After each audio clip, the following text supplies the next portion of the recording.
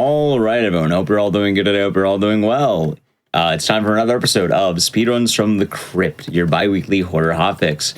It's Christmas Eve. Merry Christmas Eve to all of you. We're here for Christmas Eve, and, well, what other game could really go with today? We'll talk more about it in a moment. I do have a couple of announcements to read in the general GDQ airwaves. For one, Awesome Games Done Quick 2026 will be live in Pittsburgh, Pennsylvania from January 4th to the 10th. Registration is available now through the events, so be sure to register if you want to experience the event in person. You can also visit gdq.gg for more info on that. And as well, just a general hello to the YouTube side. I don't know if this gets uploaded during the holidays, but I'll do the YouTube thing now because you can catch up on all the Hotfix shows, special events, GDQ marathons over on youtube.com/gamesdonequick. And if you're watching on YouTube, well, Merry Christmas or Christmas Eve, and like the video and subscribe and all that. Anyway, yeah, we have a long one today. This is the holiday horror game. Everyone thinks about it. It's basically Die Hard, but horror. You know what it is. I get, if you don't, I guess you're in for a treat. We're going to be looking at a classic 1998 horror RPG by Squaresoft, now Square Enix, called Parasite Eve. I think a lot of people know this game. If you've never seen it, it's a pretty cool run, and probably one of my favorite speedruns that I just know in general. We're going to be learning more about that, but first, here is Parasite Eve, any percent with Morningcraft. Take it away. Yo, thank you, Encactisis, for that introduction. Yep, I feel honored to run Parasite Eve on Christmas Eve. So, yeah, it's a long game. We have a lot to talk about, and we can do it during all these cutscenes that we'll have to go through. So I'm ready for a countdown right away. All of you? All right, on go. 3, 2, 1, go.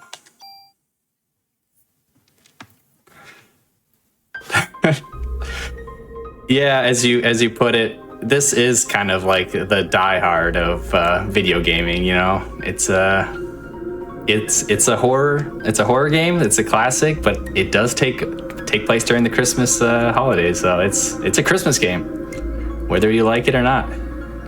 Yeah, like we'll actually see right here in the opening. They open with it's like Merry Christmas 1997.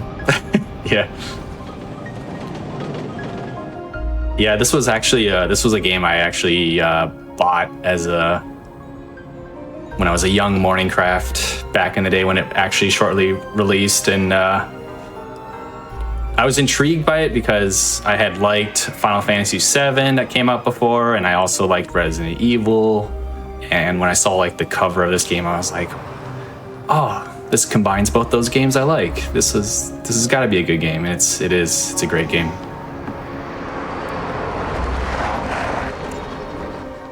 All right, so, yep, it's Christmas Eve right now, I think, in the game. We're introduced to our main character, Aya Brea. She gets out of the car here. It's going to ask us to name her. We don't have to change her name or anything. It doesn't slow or make the run faster if her name has more characters, like maybe in some other RPGs.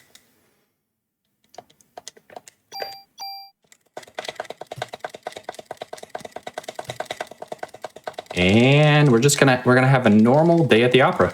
Just a normal day at the opera. We do have a starter pistol weapon. I just did a quick menu there to equip our club, because we're gonna be using the club for most of day one. The club is actually higher DPS, and it lets us save bullets. But the problem is that the club is melee, so we have to kind of get up and personal with our enemies, which makes it a little bit dangerous, but it's not too bad.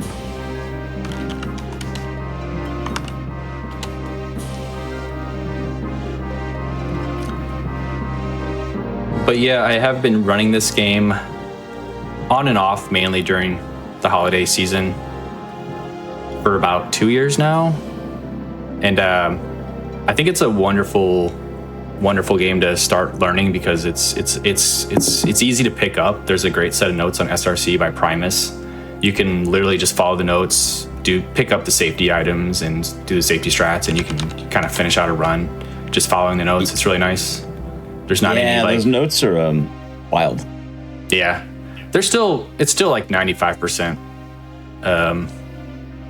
accurate, I would say. I think there's some little changes here and there, but this game doesn't really go through many changes.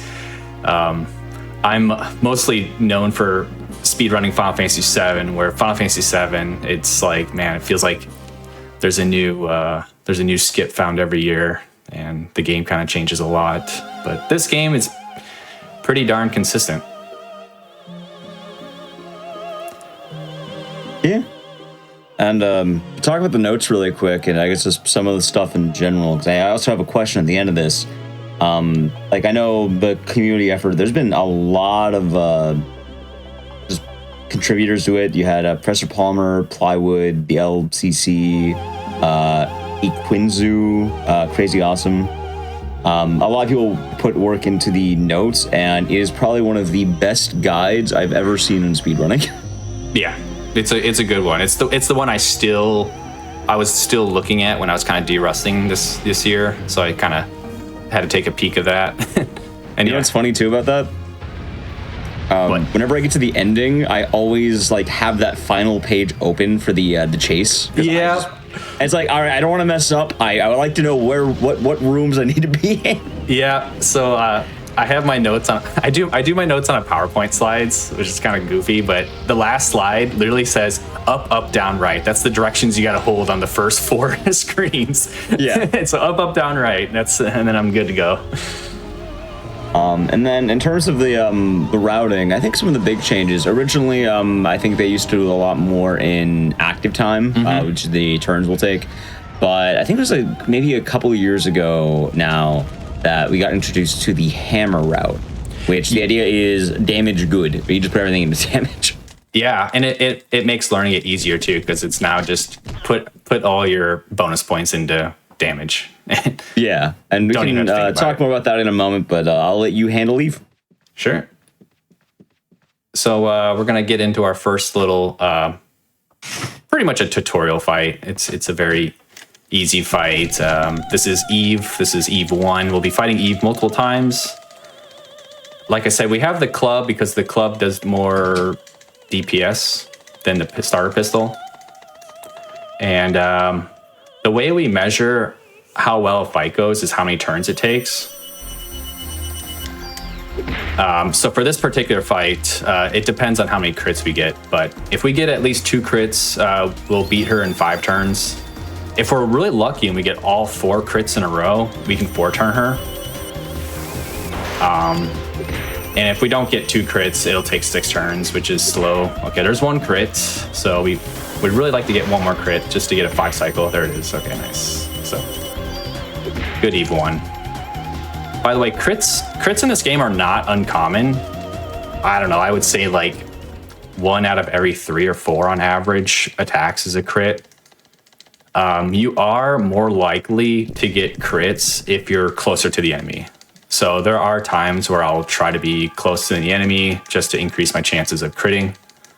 But sometimes I don't, because maybe I want to finish the fight in a certain position so I don't have to travel as much. One thing you'll notice too is Aya's running speed. It is slow. I don't know if you guys notice, but people like to complain a little bit about this game about her speed. She runs very slow. So it's really important that later in fights, we try to end the fight with Aya in a position so that she can just kind of continue on with the layout of the dungeon as most efficient as possible. Okay, that was Ghost Little Aya there.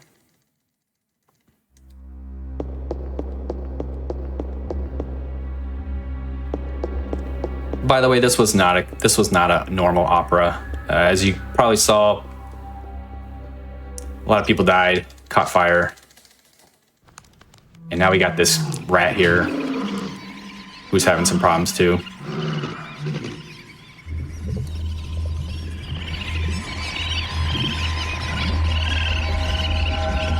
This is when I would say any rat jammers.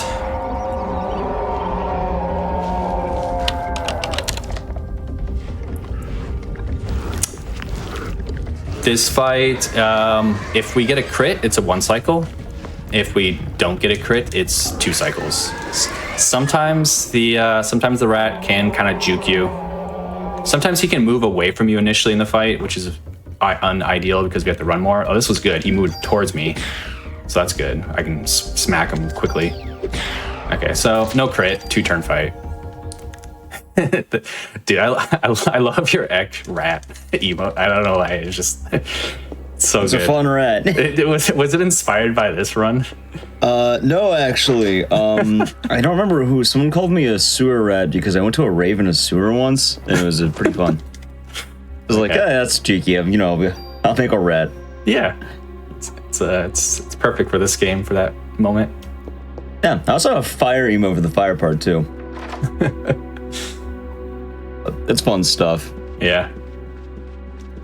And then I know story-wise, people are gonna ask later, like, "Oh, what's happening? Why is all this happening?" To put it long story short, they use the word mitochondria to kind of like wand wave everything. Why are they attacking mitochondria? Why are the rats turning into monsters mitochondria? Why is Eve mitochondria? They just repeat that infinitely, and you literally have the whole story. Yes. Yep. Half the answer to your questions is just mitochondria. Yeah. The other half is because of mitochondria.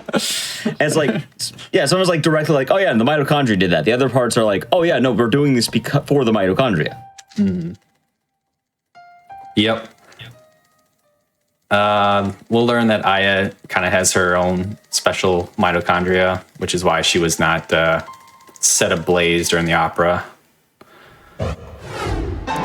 This is now Eve 2. Eve 2 this is like the first like major reset point in runs because Eve 2 can be very obnoxious. She can just randomly juke like all your attacks and they whiff. It's not like you're not playing well. It's just sometimes her line of movements just line up so perfectly that she just jukes you all the time. She has 2 attacks. This laser attack is really easy. We can always get a hit on her and dodge it. I was a little too far away there. She has a more scarier melee attack, which she only does if you're...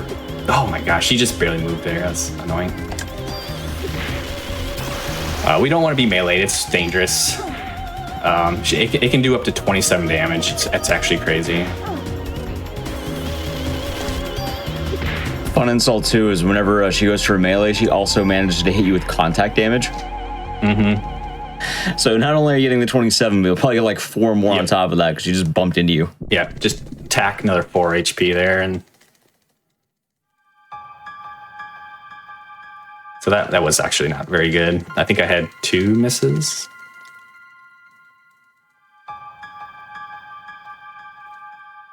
It can get a lot worse than that though. It can sometimes she just like jukes everything and you're just like, okay, reset. It's kind of like a rhythm. Yeah.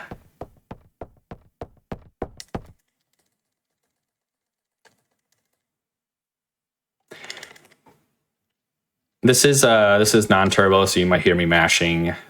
Mashing is kind of weird in this game. It's like it feels like you don't want to mash super fast for whatever reason. You got to be at like some kind of rhythm rate to really go through the text. It feels like. Okay, we got more rats. They take 1 shot to kill now. The first rat is a kind of a special rat. It has more HP. Oh my goodness, it dodged me.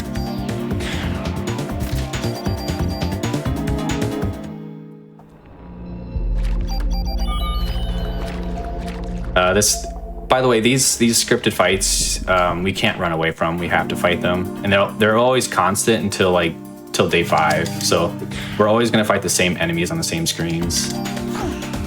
That's unfortunate. These rats are just... The frog is a bit dangerous. The frog can do up to 24 damage. Oh, it did 16, but it can do 24. All right, good stuff.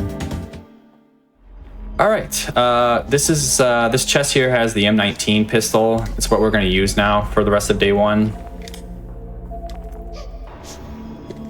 We're going to go pick up 2 chests.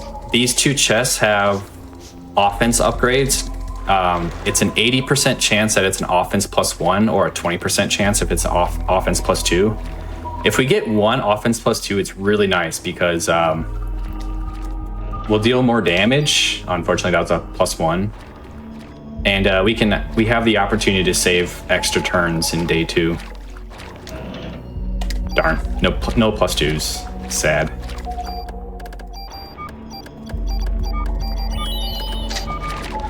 So I just did a little menu there. I healed myself. I used the 2 offense upgrades that we got, and I equipped the M19. So we're ready to rock and roll.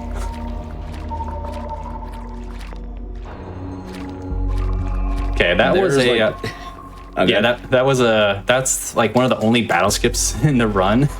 So I hugged that wall there to skip a scripted fight.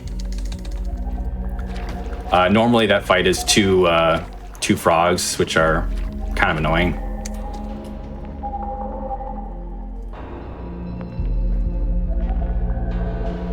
I think it's like the only glitch in the whole game.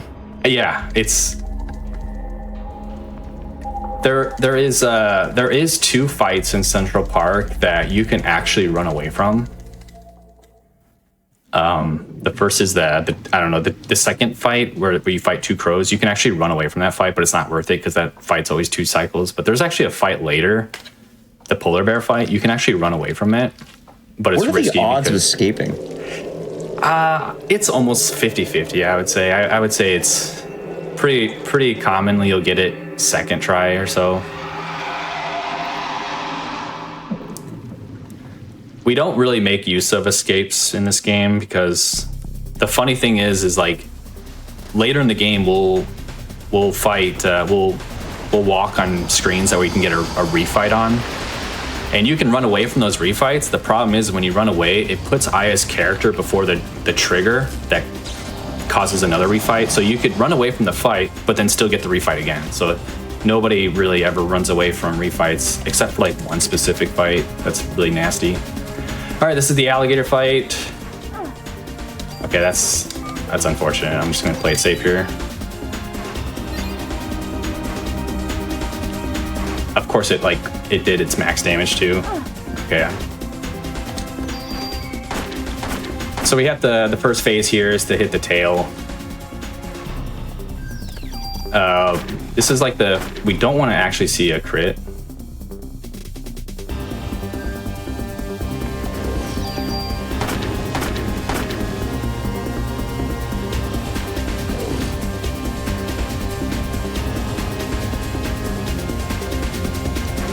And this is phase 2.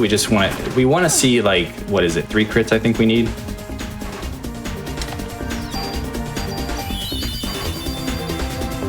Unfortunately, he's doing this. It's really annoying.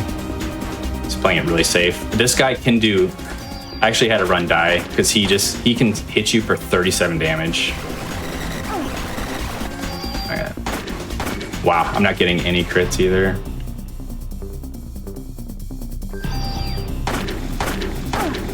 We need about 4 crits to save a cycle, so I need. Wow. Jeez, he was nasty, but we're through.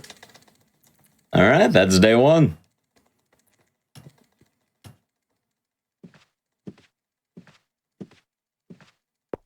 And now we have a bit of cutscenes.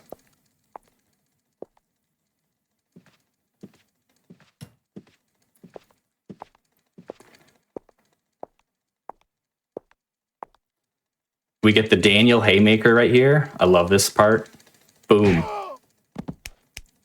That's gotta hurt, dude. He hit him like square in the back of the neck there.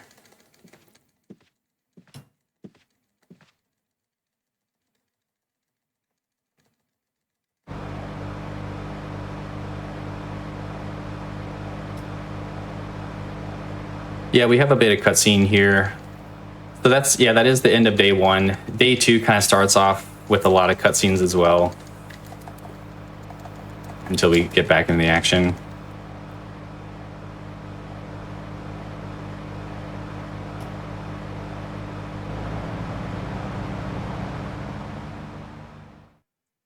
This game is it's divided into 6 days. Day 1 is one of the shortest days. Day 2 is quite long.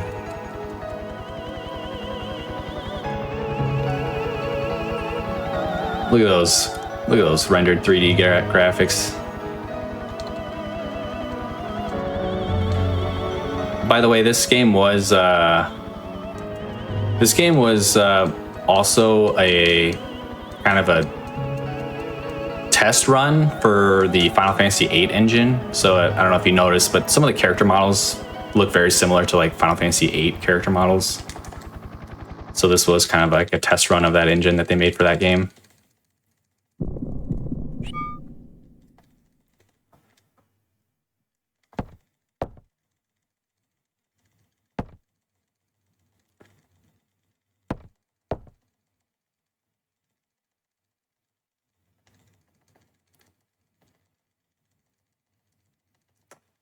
Yeah, the one thing I like about this speedrun, because I'm mostly known for speedrunning like Final Fantasy VII, Final Fantasy IX, mostly JRPGs. It's a JRPG, but it's less than 3 hours. It's actually really nice compared to when I speedrun Final Fantasy VII, which is like 6.5 hours. It's much easier to kind of do a run like after work or something.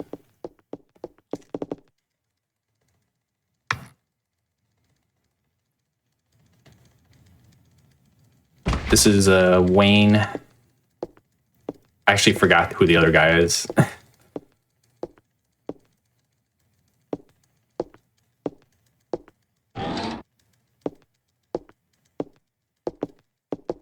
I definitely recommend if you run this game, run it with turbo, because there's a lot of cutscenes where the turbo just gives you really nice turbo breaks. Torres, that's his name.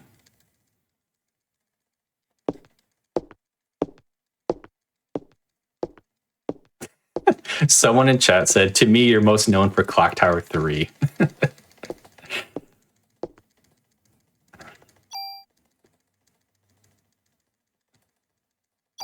Clock Tower 3 is a good game.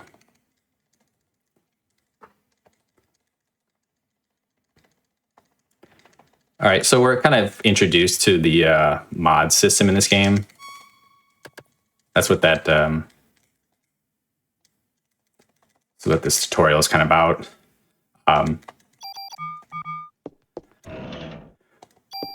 There's a tool that we just picked up. Tools are kind of our primary items we pick up to do upgrades. You can also leave some of your key items in storage, because you can leave items in a storage box in the precinct here.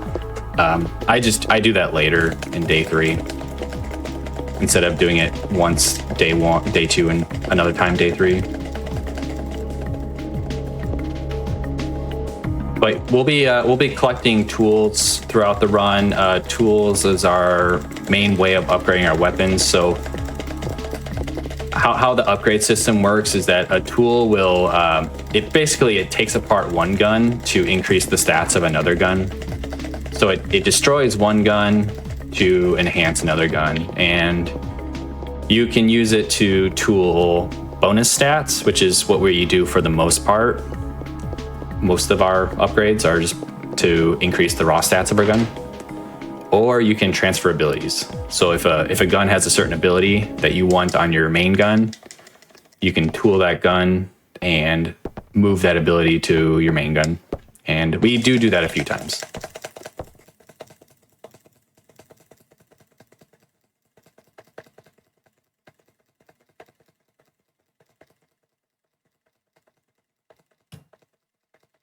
All right, so it looks like we're just having like a press conference about the events.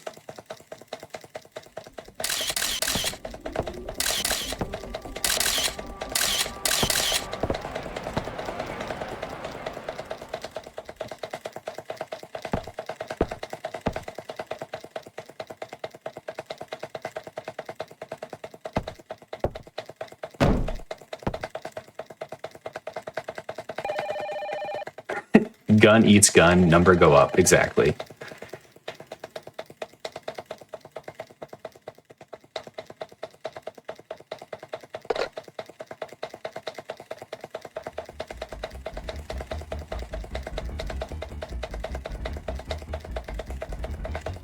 Yeah, day 2 starts with a lot of... It is a JRPG after all, so yeah, there's going to be cutscenes and lore.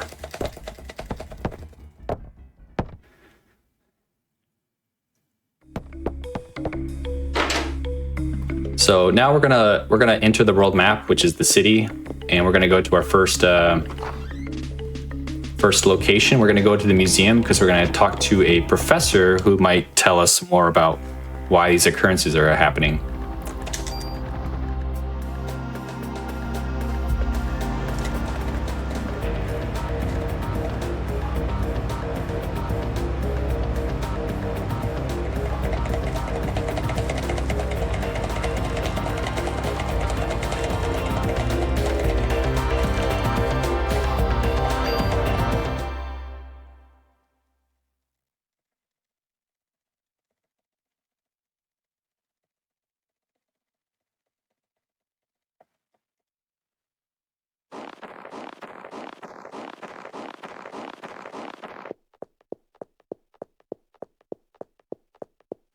So, yep, more cutscene here. I love how big the guy's flashlight is. It's huge. It is like insanely big.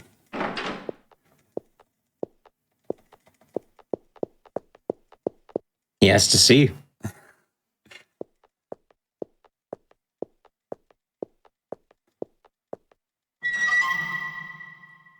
Also,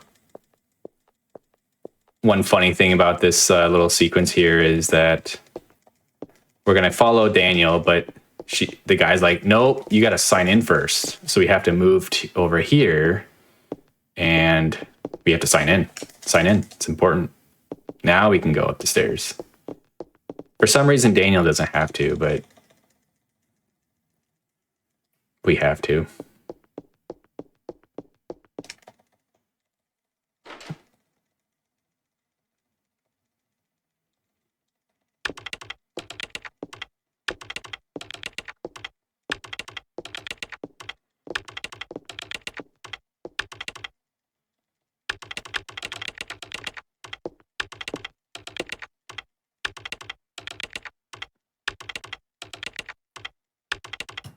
So yeah, we got Professor Clamp here. He's going to tell us a little bit about mitochondria. Did you guys know it's the powerhouse of the cell?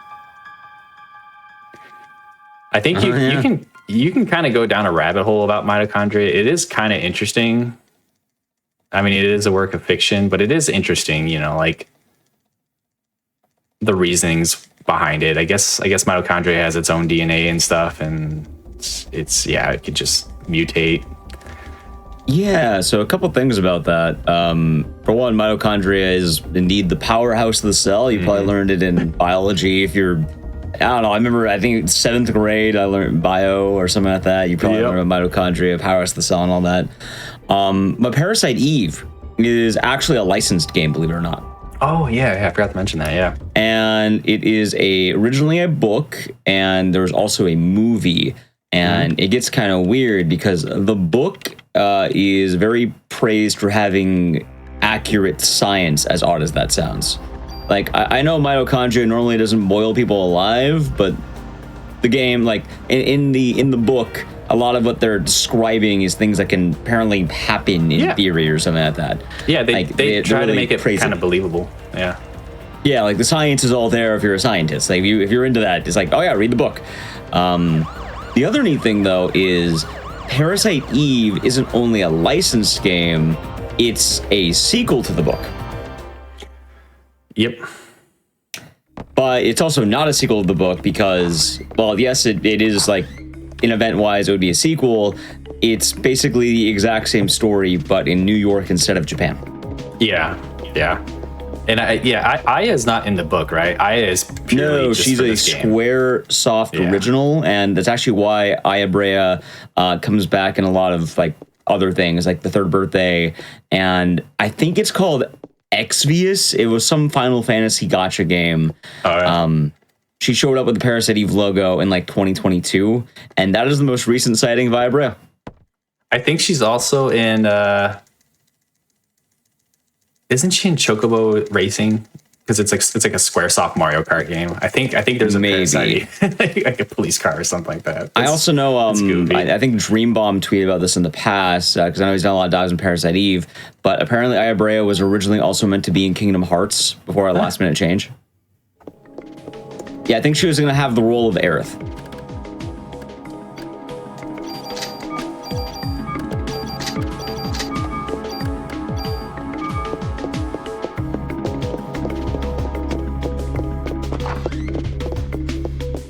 All right, now we've done all of the dialogue, and we can finally get back to, like, gaming. Yeah.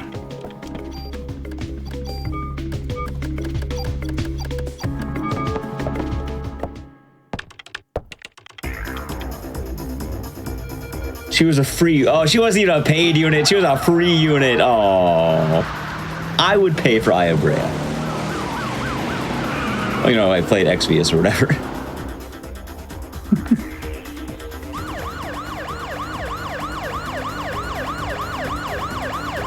All right, so we're actually just now starting the second dungeon of the game. This is Central Park. Central Park, a lot of refights, or not refights, a lot of fights in general. It's kind of interesting how this speed run, as the days increment, the RNG gets like more and more significant. You know, day one just has a few scripted fights, you know, a few quick bosses. Day two kind of ups that. You get more fights, longer boss fights. And then, you know, day three, you're introduced to refights. And then day four, you get more refights. And then we have a very important chess that kind of determines how fast the run's going to be. And then day five is just day five. Day five is where all the chaos is. But incoming banger alert here of a song.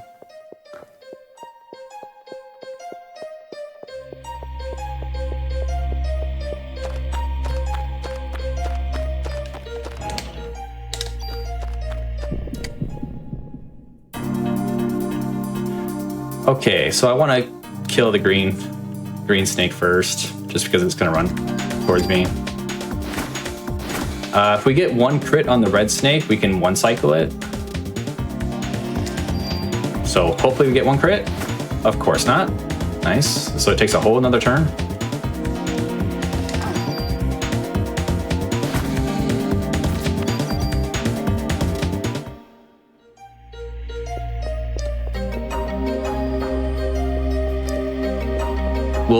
I'll be saying that a lot probably in day two, because a lot of fights, the speed of fights really depend on crits. So if we hopefully get a lot of crits at the right time, we can save time on fights. But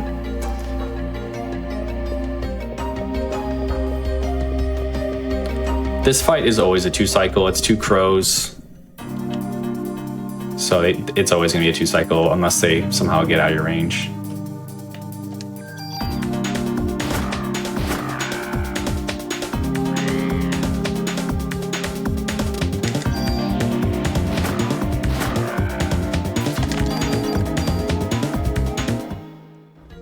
So yeah, crits play a significant role in fights, and also starting ATB. So sometimes your ATB can be very bad at the start of the fight, like empty. And sometimes it can be, you know, like half full or something. It's really bad if you start off with 0 ATB, because enemy ATBs are more or less static, I feel. And if you start a fight with like 0 ATB, by the time you are able to take a turn, usually the enemy's about to take a turn too. So it's you have to kind of decide, do I want to take damage and delay the fight, or just start shooting but take damage, you know? Okay, that chest right there, 80% chance of being a tool, which is what we want. We want it to be a tool.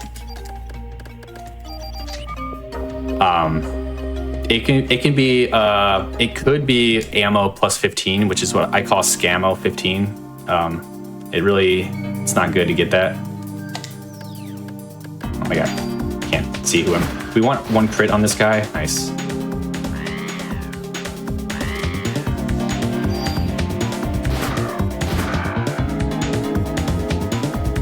Oh, there's also a reload mechanic in this game.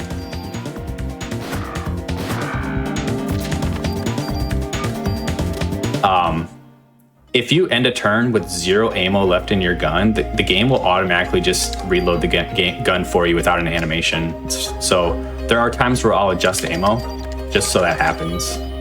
So like right there, I knew I had 1 bullet in my gun, so I adjusted my ammo to 2. That way I don't have to reload in this fight. So you want to kill the snake first. The snake, if it poisons you early in this fight, it's actually really dangerous. Poison in this game is insane. Does insane damage. It's like, I don't know why they made it so bad for you.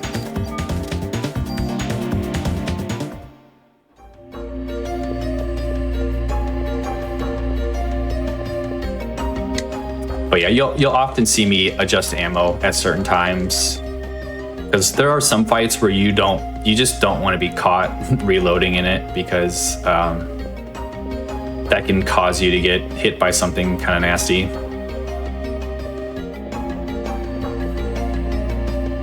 Also, interacting with things in this game is a little sketchy. Like, I don't know if you noticed too, like the hitboxes are kind of weird in this game. It's definitely like early PS1 era, so there's just some things that are just like, it's just not very smooth. Like Aya's character model will definitely like clearly be able to run past something, but it's of course blocked by like 1 pixel of something making collision with her, and it's really goofy. Yeah. I always have a hard time with buttons and stuff, like interacting with some buttons in this game. Like, you just gotta kind of be in a nice spot. The one that really messes me up is the day 3 car. Yeah. Usually it's not a problem, but every now and again you just take the wrong line and it's like, oh my god, get in the car, Aya, get in the car. And what's funny is sometimes when you're because you're kind of running down towards the car, if you accidentally hit down and X on the choice box, then you don't get inside the car. And you're just like, you gotta like reset the position again. Okay, yeah, so Eve is kind of striking again. She just kind of turned everybody into a mitochondrial goo.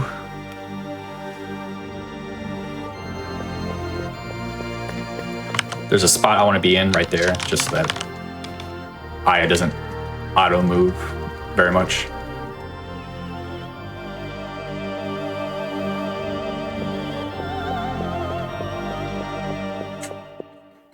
Yeah, they got gooped.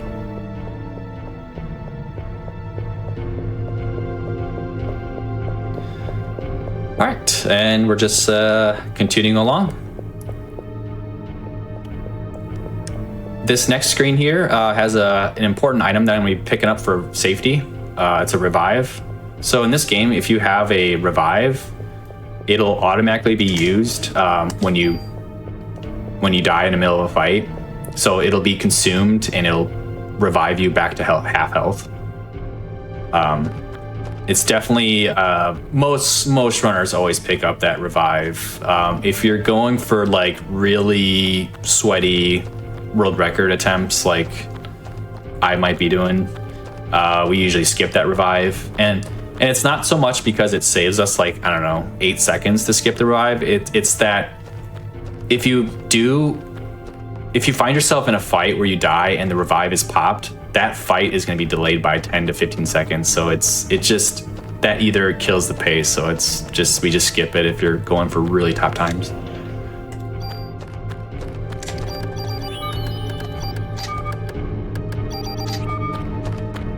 So that was a tool we just picked. So I just tooled our last gun into the M16. We're just increasing the M16 damage as much as possible. I also had over 100 bonus points. So every time you get a level up, you get bonus points. And whenever you get every 100 bonus points can be used to upgrade something. We use it exclusively to upgrade the damage of our weapon. And so now the significance of that upgrade, along with the BP upgrade, is that now if I get a crit on these birds, they'll die in 1 shot. So we're hoping for a crit. We're hoping for multiple crits. Nope. Okay, there's 1 crit at least. Geist birds can be annoying, especially if your ATB is really bad. Ah, no crits. So this fight can be 3 cycles if you get decent crits, but we're not getting those. Oh my gosh. Okay, good. There's also an item called junk that some enemies drop. We will always try to not pick up junk. We don't want junk. Junk is like something you can exchange for like a weapons, but we don't do that in the speed run. So crows, like that quad crow fight, they always drop junk, so it's important to not accept the battle spoils in that fight. If you do, then you have to spend a lot of time removing it out of your inventory. Okay, this fight's pretty easy. The snakes, you bait their attack and then you run back. It's easy. Yeah, that's unfortunate. See, I was caught reloading, so I got hit there.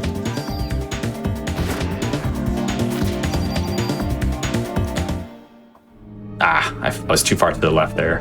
Whoops. For some reason on that screen, if you put Aya's character model too far on the left at the end of the fight, it'll do that fade out and fade back in. So you don't want to go too far to the left. Okay, we want 1 crit on each of these guys. Nice, to get a 1 cycle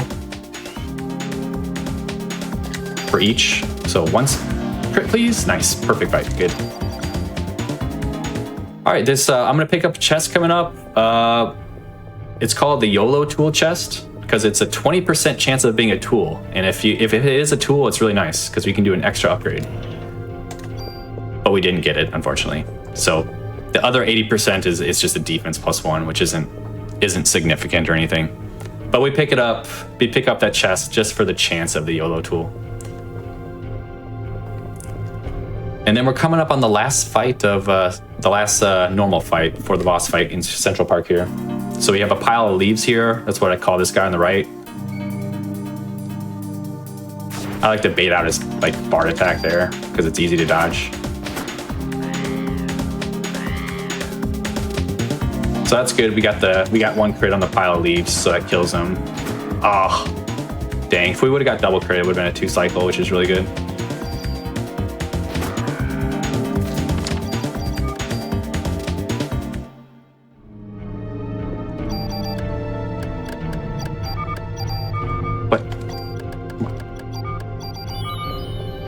All right, so I adjusted my bullets to 4 just so I don't have to reload in this fight. I may still have to. Okay, this is the worms fight. I kind of have to concentrate a little bit because this fight is dangerous. But the first thing is that if you have good ATB, you can start hitting that far right worm right away. Unfortunately, I did not, so I have to wait for my first turn to be on this guy. And yeah, the name of the game is dodging spike balls. But we do want to kill the worms in a specific order. So we want to kill the middle and the right worm first. Oh, that's unfortunate. Wait, that's good, I think, for my ammo. Okay, so now we're down to 2 worms, and we actually want to spread the damage on these worms so that they have. When one of these worms dies, the remaining worm becomes a super worm. Oh, that's really unlucky. Ah, that's really bad. And we want to minimize the time that it's a super worm. Each phase also increases the power of the worms. You have the small worms, worm dies, every worm gets stronger. Next worm dies, everyone gets stronger. The most ideal situation would be to kill the last 2 at the same time. So you want to spread, as Morgan said, spread the damage pretty evenly here.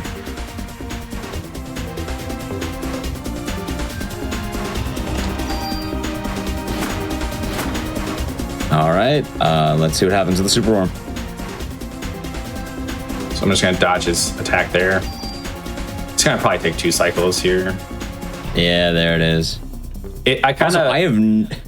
What? Oh, I was gonna say, I kind of got, the rhythm kind of got skewed when I got that melee attack. When the worms do a melee attack, it kind of messes up the rhythm of the timing of they pop up, so it just kind of screwed things up. I never thought to actually dodge to the right. Oh my god, that is crafty. Makes a lot of sense. Also, this game is mean. So right after one of the toughest fights in the game, you immediately get another boss fight. Yep. Even worse, back in the old days, if you're playing this game, like let's say first time, you just beat a really hard boss, you advance forward, you probably didn't make a save, because you could go back and make a save, but you probably didn't think, oh yeah, you know, I beat the level boss. No, the level boss is actually Eve. And this is one of her meaner fights. Yeah, this is actually usually goes well. Most of this fight depends on how much health you have. As long as you have health, you should be okay. There's a very easy way of getting the fight, but if you want to do it fast, you gotta take damage. Or at least try to. Yeah. If we want speed, we want her to do that swipe attack right there. Sometimes you can't really dodge it depending on the position you're in. Like there, I really couldn't dodge it unless I wanted to. And the alternative is this attack right here, where she just sort of explodes. All right. But now, yeah, one more, I think. Yep. Good fight.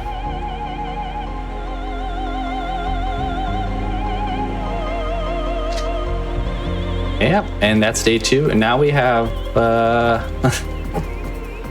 I think it's like 7 minutes of cutscene. This is like the longest. Yeah. This is the longest stretch of cutscenes. So. Oh, it's not even just like, it's worse than that, because you have this stretch of cutscene, right? And then I think you have like maybe a little bit to do the gun management in downtown, and then you have another 7 minutes in the museum. Yep. Here's your cutscene. Oh, wait, here's another one.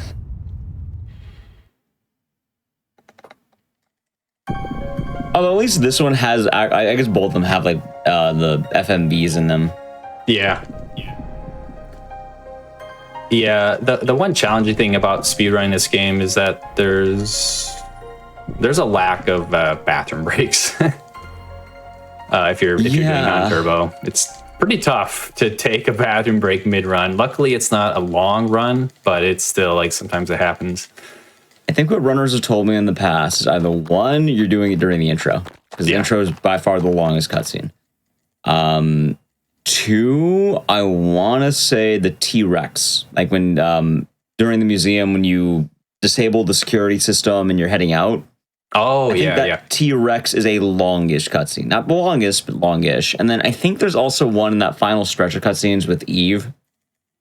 Yeah, you can even take a small break. I forget which times you look in the microscope in the museum. One of the 2 FMVs where you look in the microscope and you see like the cells interacting. Usually it's just easier to kill the run.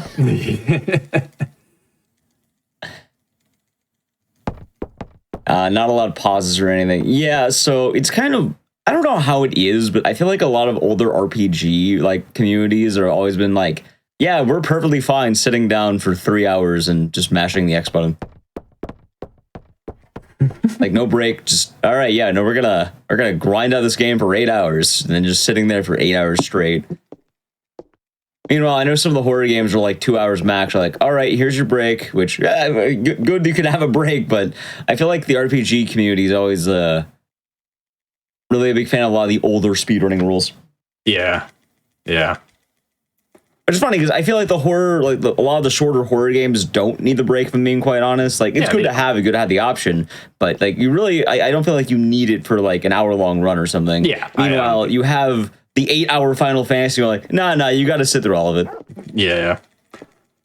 I'm currently grinding FF7, and luckily there are key FMV cutscenes where you can go to the bathroom, but some of them are tighter than others. But they do exist. We don't have to sacrifice time loss for it. It's just this game. It's like it's right on the cusp. It's 2.5 hours. So yeah, everyone's panicking, trying to leave the city.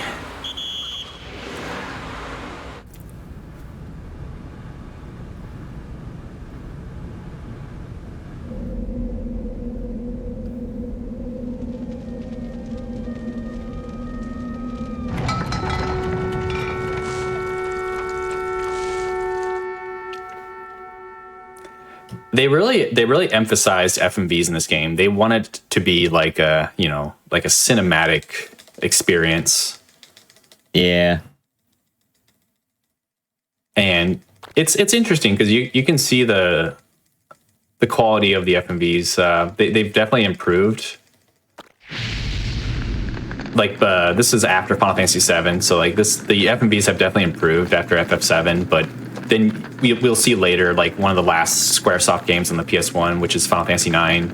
It just even looks better than this, you know. Like these still don't look too bad.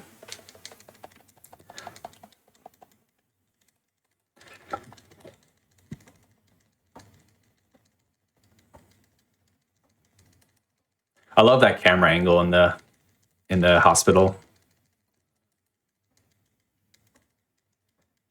When we later go into this hospital, there's actually some cool like the camera positioning is actually really well done to kind of ramp up the like terror or something.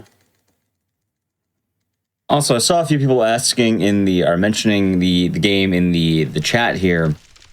So there are technically 3 Parasite Eve games. The third one is weird. I think people aren't quite sure on the exact why it couldn't get the Parasite Eve title. I've heard rumors that the author withdrew the rights, it being a licensed game. Maybe they didn't re-pursue it. Maybe just making a sequel after almost 10 years is kind of weird, so they wanted to branch out. But the Third Birthday is indeed the third game in this franchise. And It does continue the Aya Brea story. Yep. Yeah, they have the rights for Aya Brea. They just can't stick Parasite Eve or I think you mentioned also mitochondria. They can't really mention mitochondria or something. Yeah, like it doesn't come up at all. Like none of the plot of Parasite Eve 1 and 2 in terms of like book stuff like with mitochondria or any of that comes up in the Third Birthday. They use a new thing that's like time travel and overdive, which it's pretty cheesy. Mm-hmm. And it's the best way I can describe the Third Birthday is I think people give it too much flack, and it's trying to pick up the pieces of 2. Yep. By the way, we're probably in a $1.2 million apartment right here. Oh yeah, downtown central heating. Yeah, central heating. Look at that. You got the. Look at that. This apartment today would be impossible to get. I know, yeah. You probably can't. It's probably not showing, but there's probably a toilet, you know, in the bottom right corner. You know, just cozy. And for more of the Third Birthday stuff too, you have the. What was it? It really just seems like Tetsuya Nomura wanted to do something with Aya Brea. Like that's when you play the game, it really just seems like Tetsuya Nomura loves Aya Brea and wanted to do Aya Brea stuff. Yeah, she's pretty iconic. I feel like they gotta try to not to have her disappear, you know. But I guess the good news is earlier we talked about the Xvious Final Fantasy Brave thing. That is the most recent usage of the Parasite Eve IP in terms of gaming, and apparently they had the ability to use the logo with Aya, so maybe that's a good sign. But because that was in 2022, and they actually had like full blown Parasite Eve, and it's weird. All right, yeah, we're gonna pick up this ammo 30. It's a pretty significant amount of ammo there. This day 3 starts. We're in Soho. We're just gonna do some. We're gonna do some good old ransacking because everyone in the city is gone. So we're gonna visit a weapons store but take a bunch of weapons and tools and upgrades and stuff, and then we'll go into a pharmacy to pick up any healing items we may want.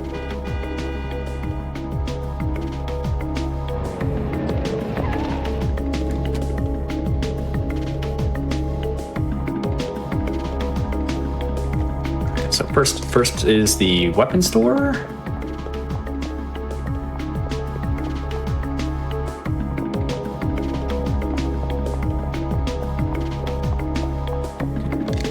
So the door is locked, and Daniel has this brilliant idea of just shooting the door with Aya next to it. And then he has the audacity to twirl his gun here. Like, he twirls his gun like, yep, that was the right thing to do. So we got upgrades and guns we're gonna pick up in here. So we just picked up the M11. That's gonna be our main weapon for day 3 and a part of day 4. We're gonna be starting to use submachine guns.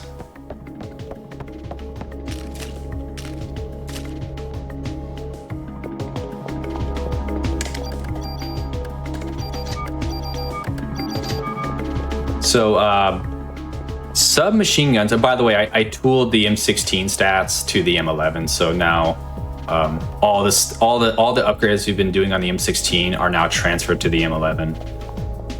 Also, you grabbed the second revive. I will be, yeah. All right. Inside here? Yeah. Yeah, I'll pick up the second revive just for safety. It's nice for the marathon. Yeah, exactly. It is. I guess any GDQ event showing, I should say. Yeah.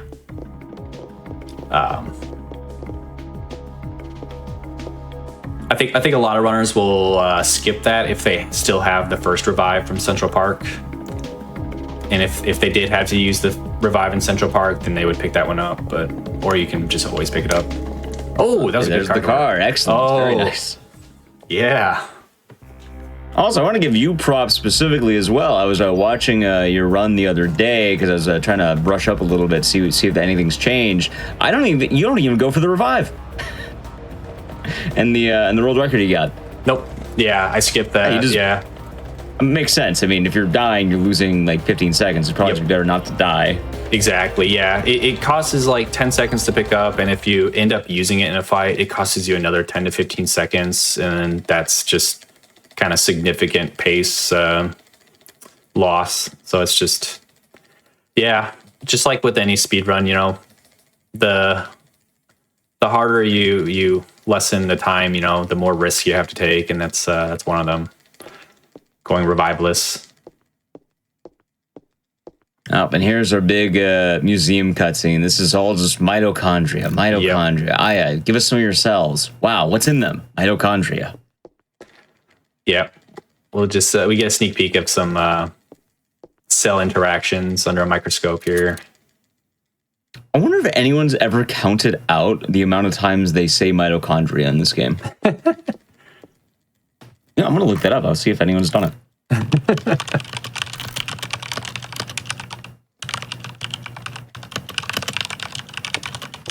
Let's see. I think this is a bathroom break. If you're just quick, but it's or maybe it's the next one. I can't remember. One of these two FMVs is actually a little big enough to kind of go to the bathroom.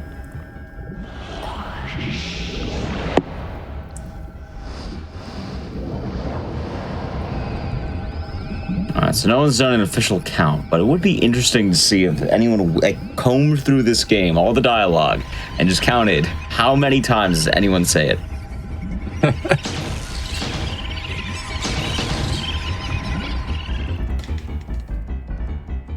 Also, I believe someone in chat was wondering again about the submachine gun. Oh yeah, okay. I was going to talk about that. So yeah, we're gonna be using submachine guns for like almost the remainder of the game until the very, very end. Submachine guns they deal 1.5 times damage, so they actually increase your rate of fire by 1.5. So you do deal more damage. However, they all have this kind of passive ability where your targeting is now random.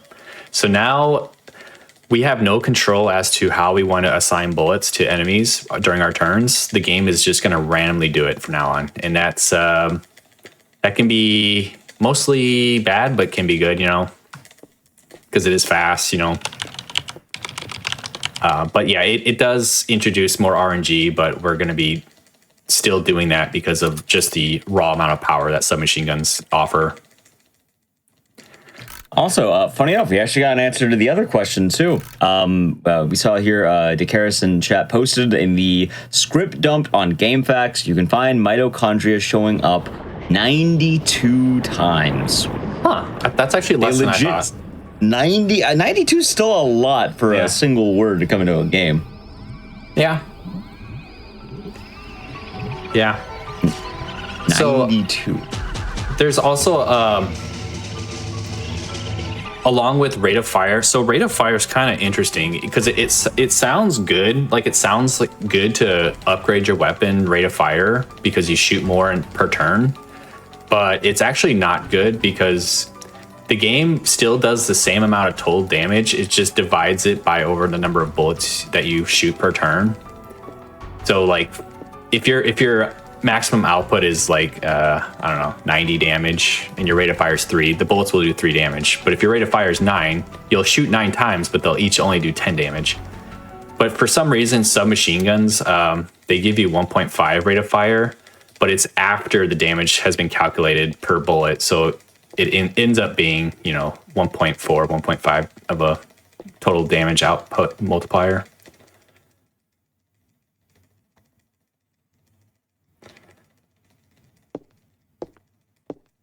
Oh, we're also coming up on a very, very important skip. There's actually a skip in this cutscene here. Is it clamp skip? It is clamp skip. If I mash very well,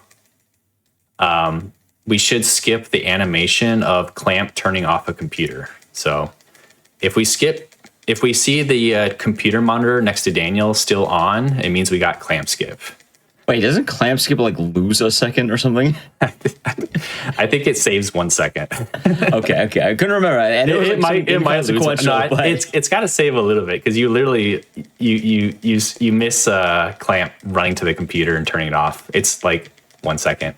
So I'm gonna mash really fast here because we want clamp skip. Nope, we didn't get it. He turned off the computer. All right, this is when I would just reset the run. Oh yeah, it's all over at this point. It's kind of over. It's honestly, it's just. Oh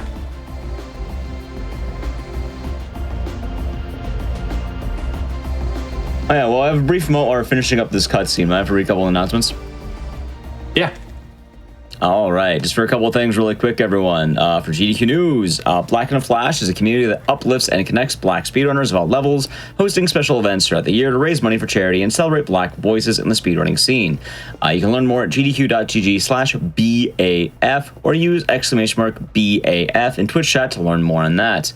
As well, if you're looking to get more involved in the GDQ community, you can join the official Games Done Quick Discord and add the Hotfix role to stay in the loop on upcoming events, chat with staff, and more. You can use !Discord and Twitch chat for an invite and more info on that. And all right, I guess we're going to NYPD. Yep. Yeah, so this is now, we're kind of done with all the cutscenes. End of day 2 and early day 3. This is the third dungeon of the game, essentially. The day 3 dungeon. So yeah, you also get introduced to RNG Hell. Yep. So this is the first day that we're going to be introduced to refights. So all the fights that you've seen me do are scripted. We always have to take those fights. If you ever backtrack on a screen that you had a scripted fight, the game gives you a chance of having a refight. It's about 50-50. I don't know what the exact percentage is. I think it's a little bit lower than 50-50, but essentially we don't want refights because we don't want to take extra fights because that's slow. And this dungeon, there will be 2 screens we have to backtrack. So there's going to be 2 opportunities of a refight. All right, so yeah, we got the submachine gun now. So my aiming now is random. So what I'm going to be doing is trying my best to put Aya in a position where she can hit all the enemies in range. That's the best thing I can really do. Hold your fire. I'm a human. Sorry about that. I always think of Resident Evil 2 right there. The kendo gunshot.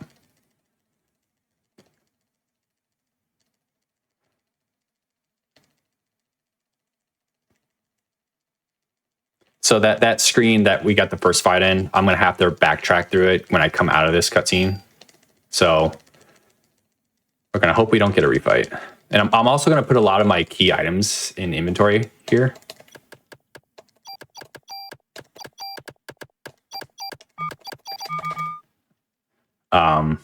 Yeah, because those key items we don't need anymore. They just take up space.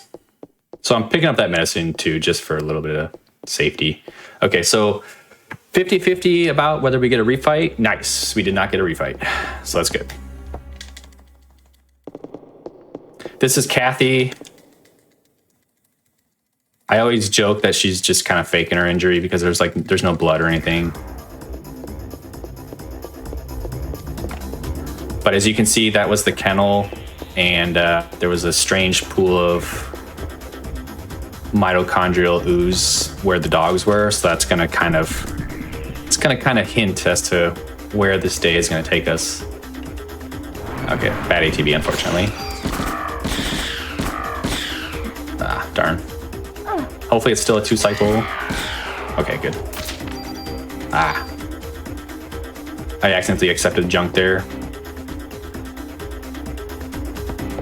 So we have to talk to this guy here. Warner.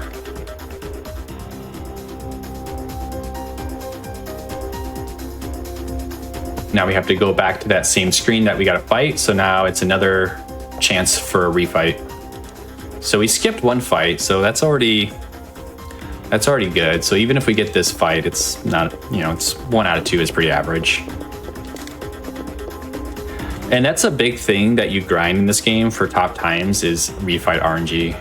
So nice, no refights. Blessed.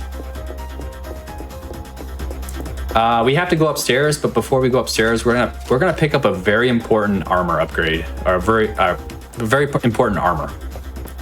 It's called the CM Vest. It will automatically use the medicine on you whenever you reach below 25% HP, which is huge because then we don't have to spend time using medicines. We can just attack every time.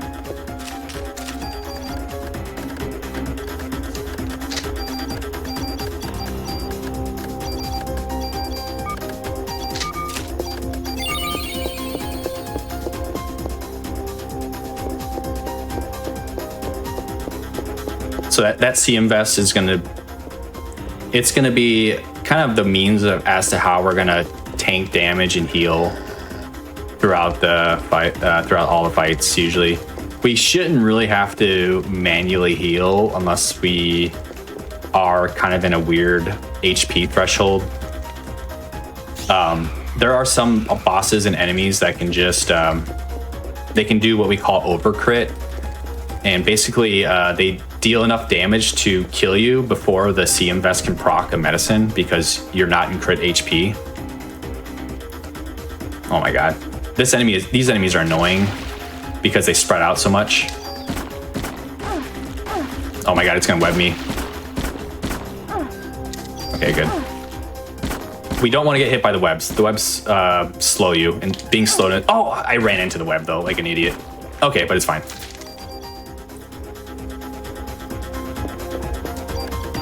Yeah, that fight could be a little annoying because sometimes there's always one spider that would just kind of like move away from the rest, and just kind of like wander around. And so if, and like I said, the targeting is now random because of the submachine gun. So if Aya targets an enemy out of range, it'll like do very little damage or miss. And so it's really annoying. It's really annoying if like one enemy decides to just like, just decides to say peace and, runs in a weird direction. Uh-oh.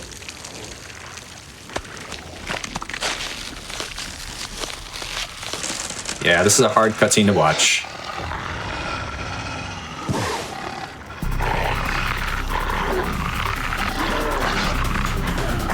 Instead of 1 dog, you have 3 dogs. Yeah. Yeah, see, it's the bright side of things.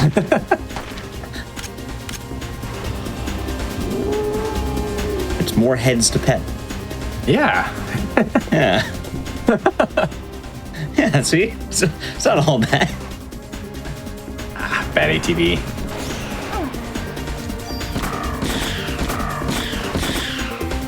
Yeah, instead of Shiva, it's Thriva. Yeah. Oh, nice. 2 cycle.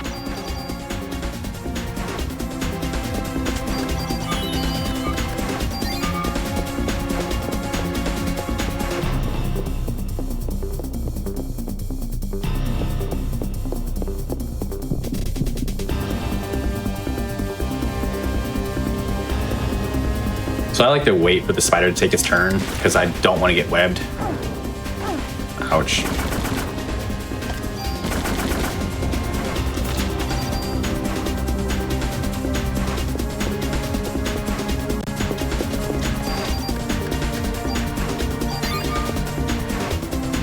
What? I did not know you can even interact there. That was a mistake. I was trying to...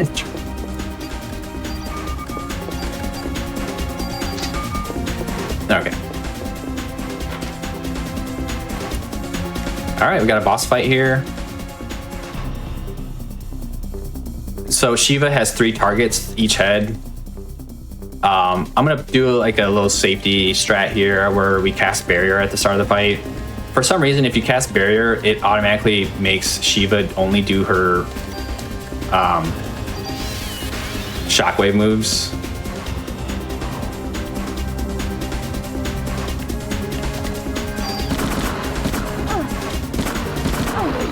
Okay, I guess not. I think it's because I casted it right after it took its turn.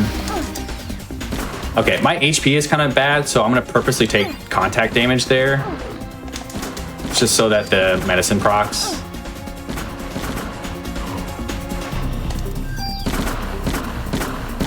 Oh my god, I'm doing a really bad job. Okay, so it did a heal there. We don't want it to do heals, that's a time loss. I did a heal again. Wow.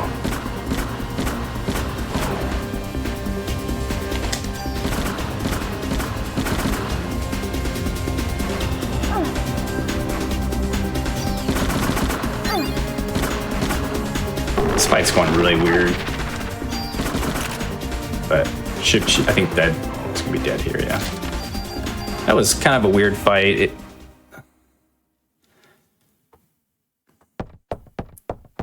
But we're good. Shiva can be dangerous. Her lunge can crit for like 70 some damage. As a really quick thing that might be kind of fun, I actually have a question for our tech, Richard. Is it possible for us to do a GDQ prediction? Oh, I think I know what it is. Yeah, so we have a popular prediction. It's always Parasite Eve. It is an exact 50-50. There are going to be 2 guns coming up, the Micro Uzi and the M10. It's perfectly even. Like, if there's a slight bias, it's like basically flipping a coin. The Micro Uzi is the good gun. This is what good energy has. It will be better for the run, in theory. The M10 is the bad gun.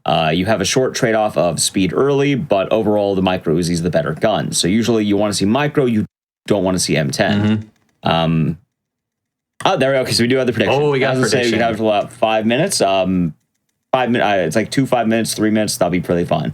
But just remember, this is going to be the energy of this run. Oh, we don't have any chance of resetting this. We're either going to be getting the Micro Uzi or the M10. Just to make it very simple, if you believe in the run, if you want good luck to happen, you are asking for the Micro Uzi. If you think the runs are going to have unlucky, if you want to see the bad gun, the M10 is the bad luck. And either way is fine if you want to vote. That's just the way of doing it. Yep. I think I'll put some in on the Micro. I think I can bet Micro. All right. I like the optimism. Yeah, the Micro Uzi is faster. That was like one of the hardest things about grinding this game is like, because this chest, it's like smack dab right in the middle of the run. Like it's an hour and 20 minutes or something like that, you know. And then maybe we can have a little fun and keep the badges throughout the run too. Good. Yep. Yeah, it's a chest about fit right in the middle of the run, and it's a 50-50, and it can kind of tell you whether your run has a possibility of PBing or not. The micro Uzi is the better gun. We want that. That is the faster of the two. But of course, the game has all kinds of RNG. It's not a death sentence per se if you get the M10, but when you're grinding for really good times, you really want that Uzi. I think right now you have the only time on the board that probably needs the micro Uzi. Yeah, I think so too. Because my refight RNG was also really good that run, so it's hard to up an area of RNG elsewhere in the game to make up for it. And yes, at this point, world record probably would need the micro Uzi. Yeah, I would say so. It got to a point where I was kind of resetting if I didn't get it, and I remember it was actually the runs before my world record. I think I got 9 M10s in a row, and I was getting really fed up. I was almost about to stop grinding in this game, and then finally got the Uzi, and it ended up being a good run. Oh yeah, I've been meaning to ask. So I wanted to ask a question about the route. So I noticed in your world record, you only upgrade damage. You never do ATB. Yeah, correct. Is that? I'm assuming that's kind of just banking on the micro quick draw at that point. Yeah, I think it works. It just synergizes well with the Uzi with the quick draw. Oh yeah, we should actually mention why the micro Uzi is better, because we haven't really talked about that. We just kind of said, oh, it's the better gun. Yeah. So the two guns are more or less the same for the most part stat wise. Yeah, the M10 is actually a little bit stronger. It does slightly more damage, but the micro Uzi has an upgrade called quick. It has an extra slot in it. So you spend about 30 seconds getting another gun, and then you can get an ability called Quick Draw. This ability gives you the chance to go first. So you always have, not always, but usually you'll have first attack. With the amount of fights you have to do from the point that you would have the Quick Draw, it becomes worth it in theory that if you got lucky enough, you can save up to 3 minutes by going first. Mm-hmm. Now, the catch is sometimes you don't go first. So if you get very unlucky, the M10 may as well have just been the better gun. True. Yeah, there's quick draw RNG. How many times do you get the quick draw proc? But the main difference is that the Uzi has 2 empty ability slots that we fill it with 2 useful abilities, whereas the M10 has no empty ability slots for assigning abilities. I think the other ability slots, ice rounds? Yep, the frost strike, yeah, and that's going to be that deals a crit bonus damage to certain enemies in day 5. As well, we'll know the results about the middle of, the end of the basement here. Right now we're in the hospital basement. It's usually about maybe 5 minutes from entry, so I'll announce it when we have it, and hopefully the odds are in your favor. Yep. So this is the hospital. The first objective of the hospital is to find 3 fuses because we're kind of locked in this basement area. The hospital ramps up the RNG some more. We have 4 chances of refights in the hospital section, as well as the 50-50 Uzi M10 chest. So hospital is a very, very pivotal part of your pace. I think there are in total 4 refights you can get here. Yep.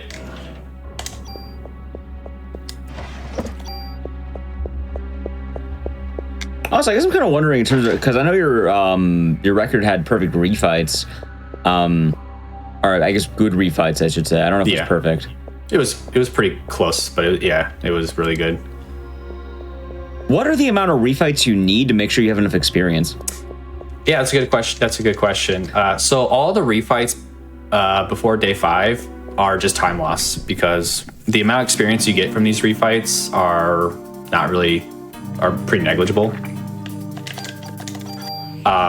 Typically in the museum, it depends on what kind of fights you get, because in the museum, a lot of the screens have you can get different enemy formations, and some formations give you more experience.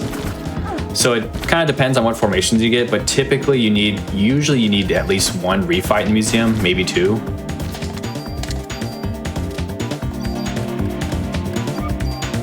Makes sense. Yeah. So ideally, no refights before the museum, and then just like one refight in the museum, and that's enough. And if that's enough experience you need for level 33 at the end of the game, that's like ideal refight scenario. Yeah, and to kind of go over what we're talking about, the scaling of Parasite Eve is really weird. Most players actually talk about, oh yeah, I grinded up to like level 37. You actually cap out like pretty early, and it makes it really hard to get past level 37.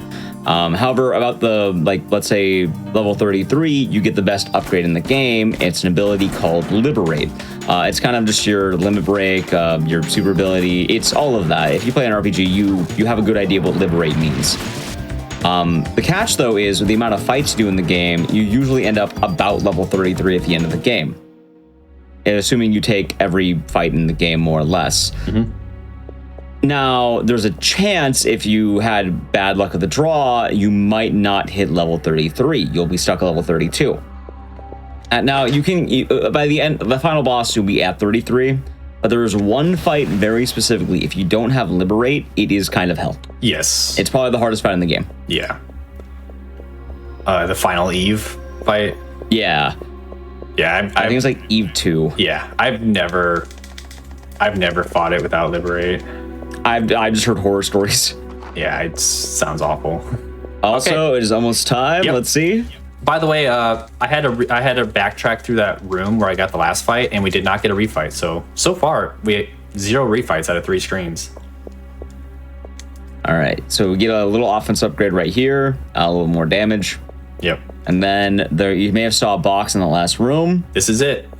What's in the box? What's in the box? Come on, Micro. M10. Oh my God, I saw 50K. No. Oh, it's a bad Christmas. It's no gifts. Yep, coal in your stocking this year. So we have the M10. The M10, I mean, hey, if you weren't going to get lucky, you can save time in theory. Oh, that's unfortunate that she killed the ball very quickly. Okay, good. Oh, wow. That's unfortunate. Yeah, I bet on Micro too.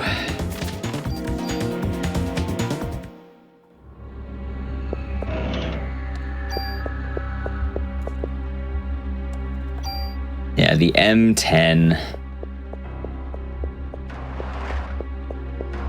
Say now it's the time to reset. Wasn't that? Now I know the clamp time earlier, a 1 second time loss. Now it's I guess you'd lose about, in theory, 3 minutes. I don't know if it's 3 minutes. There have been some folks that got sub 234 runs. I think Crazy Awesome got a sub 234 M10 run. My best M10 run was a 234.16 apparently. That's what I posted before. And those, like, yeah, it's, but I would say it's probably a minute and a half, which, I mean, for really top times, that's obviously significant enough. But yeah, I mean, it kind of depends on other RNG factors, of course. How often you get the quick draw proc, what your other refights look like.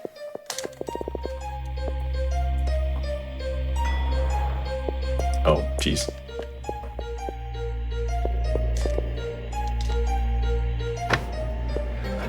So yeah, the M10 means that we will not have the quick draw ability, or we won't have Frost Strike. It's just the way it is. But we keep on rolling. By the way, I did an upgrade to reduce the rate of fire. So now we're only going to shoot 3 bullets per turn, and we're still going to be doing a lot. We're not going to change the amount of damage we do per turn, but we're going to save bullets by doing 3 bullets per turn instead of what I think 7 before.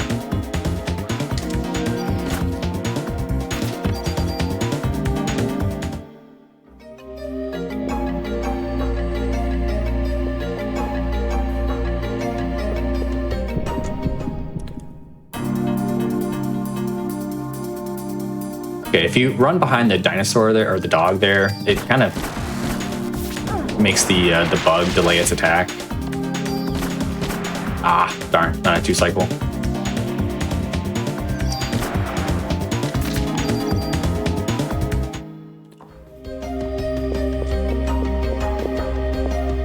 So we're gonna have to venture through that lobby screen before this screen and the next screen. So after this next fight coming up, we can potentially get 3 refights in a row.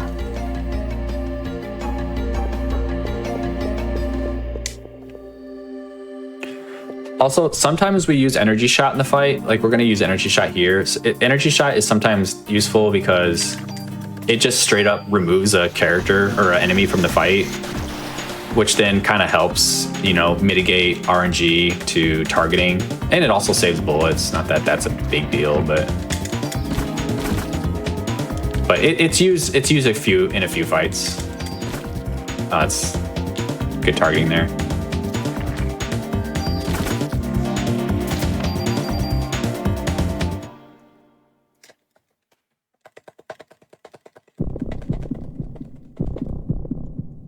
Okay, so yeah, we're gonna have a opportunity for 3 refights. So again, we don't want any refights. We don't want any refights until day 5. It's just strictly time loss. I think I got 2 refights in. I think I only got 2 refights before the museum, and one of the refights was like instantaneous. The subway refight, where if you have quick draw, you can just kill the singular enemy immediately.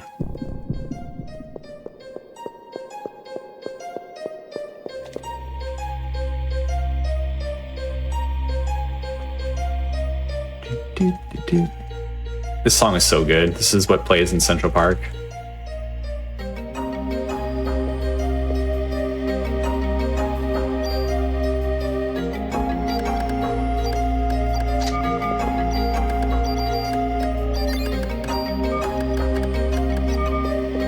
Okay, refight number 1? Nope, nice. No refight there. Yeah, you can still get a refight on that same screen that we were just on. Screen number 2? Oh no, wow. And then screen number 3? Okay. That would have been pretty awesome to get no refights this far in, but we'll take 1 out of 6. We'll take 1 out of 6, I guess, you know. That's really good RNG there for as far as refights. It's too bad we didn't get the Uzi though, but you know.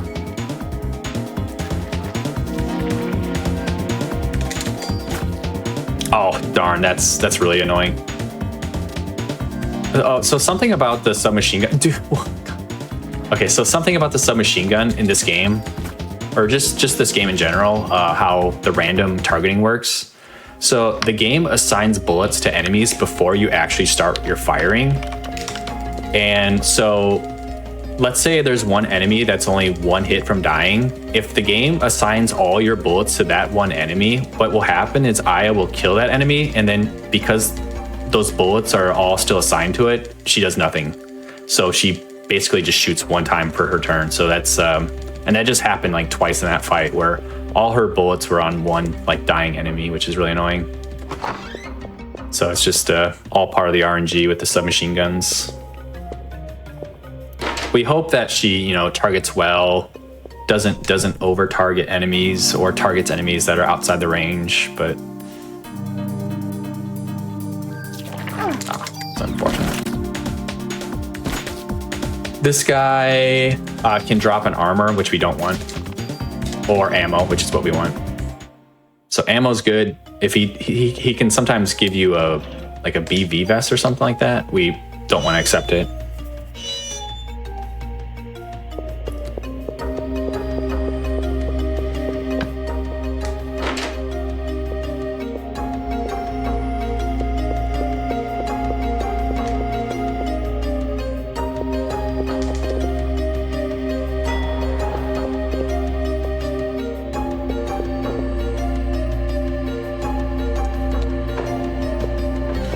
You gotta be careful when you hit that button there that you don't mash X. If you mash X, the elevator will take you in the basement. And you would think that, oh, you take the wrong floor, you can just, you know, touch the button again and just take the right floor. Nope, you have to step out of the elevator, hit the button outside the elevator, open it up, re-enter, and then press the button. It's really, you don't want to accidentally mash and select the wrong floor there.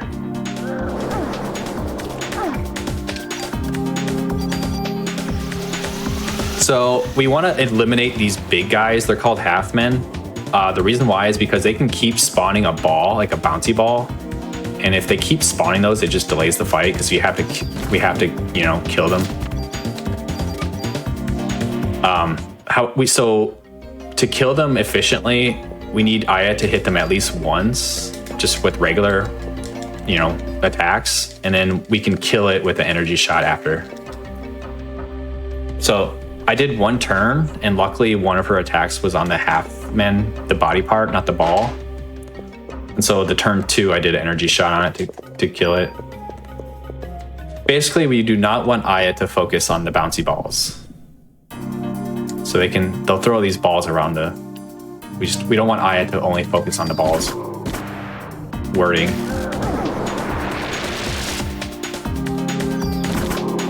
Ah, see, like right there, she only focused the ball. That's really annoying. Okay, that's good.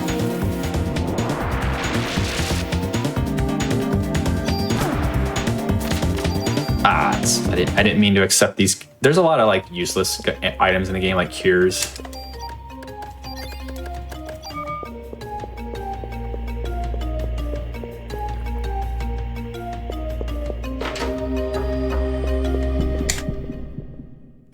You get something special if you destroy 99 balls? Is that true?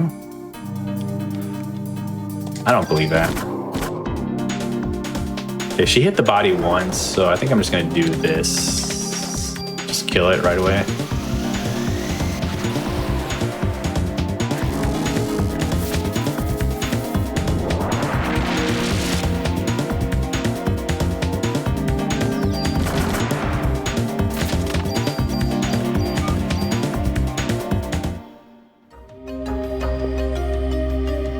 All right, that's the last fight in the hospital. So those are the 13 floor fights. I would say overall those fights went pretty well. They can just become really annoying if those enemies keep like they can spawn multiple balls that are just bouncing around, and it's really annoying to deal with. Just really delays the fight.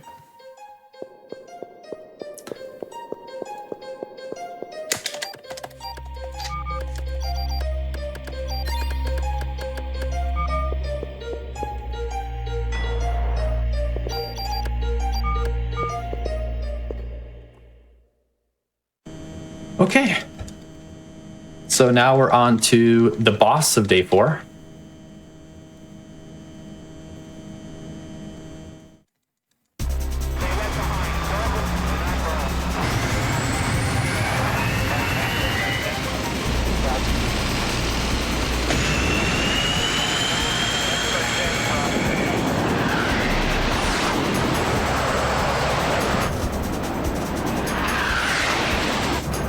So apparently the mixed man can drop a super tool.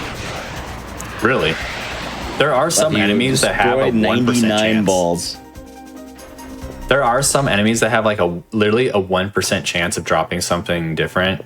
Like the 2 monkey enemies in Central Park apparently can drop an offense +1 or something like that.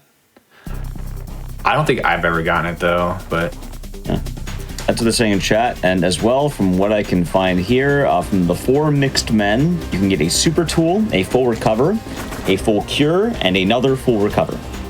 But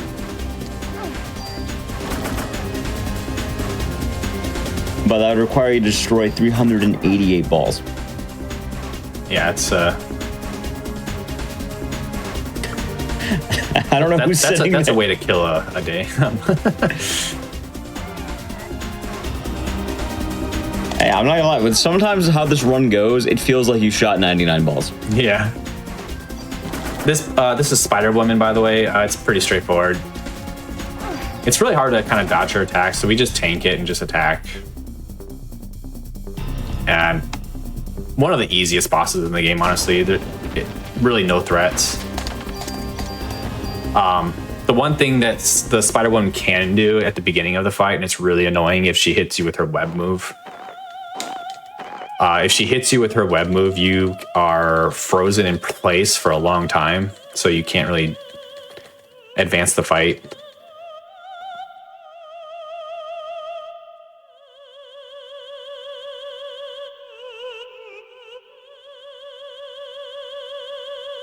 But yeah, that was Spider Woman.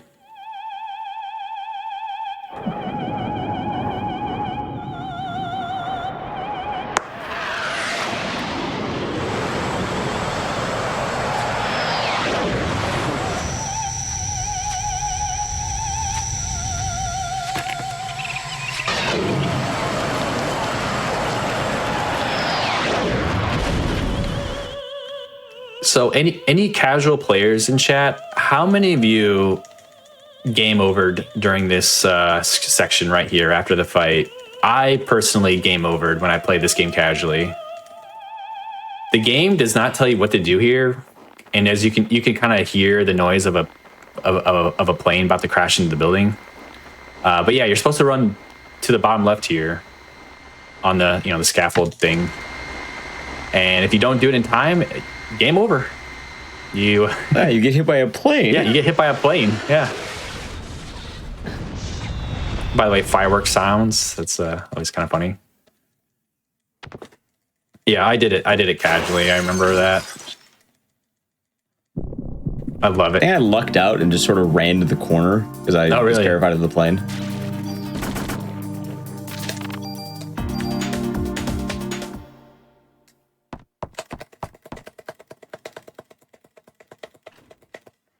Yeah, this game casually was not easy for me, I think.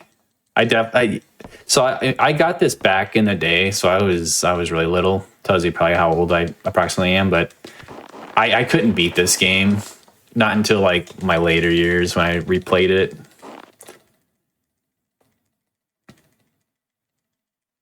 When you don't know exactly what you're doing in this game, it can feel like basically impossible in the ending boss rush. Yeah. Like, I don't even think I beat it the first time I played it. Like, I think I beat it when I learned the speed run because like, oh wow, the ammo, the weapon route makes so much more sense now. Yeah.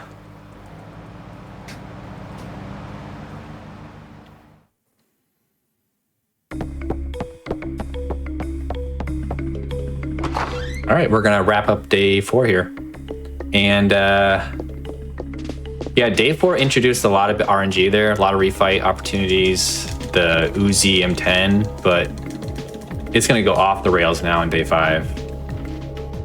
Day 5 is very long. It's the longest by far of the days. It's really like the length of 2 days, and we have a lot of boss fights. A lot of boss fights. We got like 6 boss fights in day 5, something like that. And a lot of chance for refights. Day 5 is where the money's at, though. If you get a really good day 5, your run's going to be pretty good. So if I had gotten the Uzi before, so the next part of the city we're going to go to is Chinatown. If I had gotten the Uzi before going to Chinatown, we would go to the warehouse, and that's where we would pick up the PPK pistol and a tool, because that's where we get the quick draw from. It's from that weapon. However, because I got the M10, we don't do that. We just go straight to Chinatown.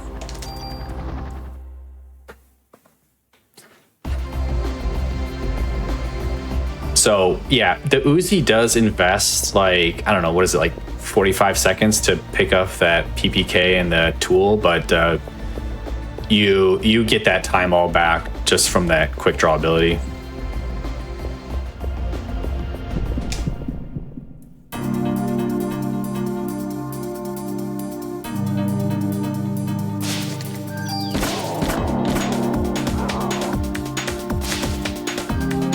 Oh my god. 2 cycle, please? Nope, darn. Not a 2 cycle.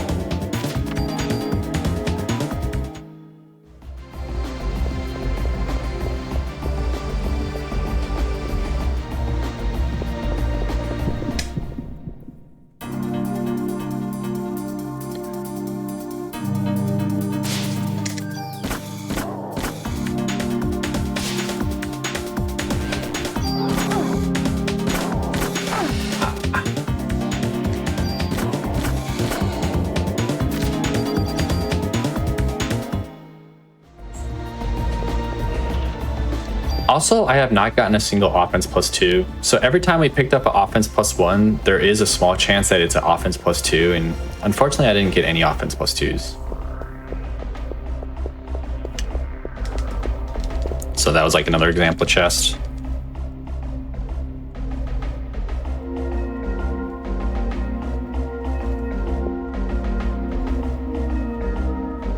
All right, we're coming up on the most annoying enemies in the game. The bats. The bats have like an ultrasound sonar move, and it blinds you if they hit you with it. And blind in this game is really bad. It reduces your range to 1, so you practically will miss like every shot while you're blinded, unless you're like right on top of the enemy.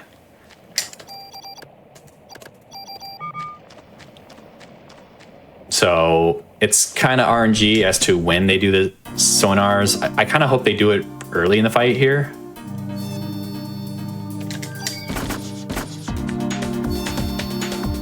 Okay, that's good. Luckily, as long as there's always like one left, even if you get hit, you can energy shot it, which is usually kind of nice. Oh, caught reloading somehow. That's weird. I must have. That's really unlucky that I put my bullets at 6, but we must have killed the. So I'm just waiting out the blind here. Oh, okay, good. I didn't get hit by that. Damn, that was unfortunate. That was pretty unlucky. I actually set my bullets to 6 so that I didn't have to reload, but I guess on the second turn, she overkilled the bat, and so she didn't fire all 3 bullets, so I got caught reloading, and then that got me hit by the sonar.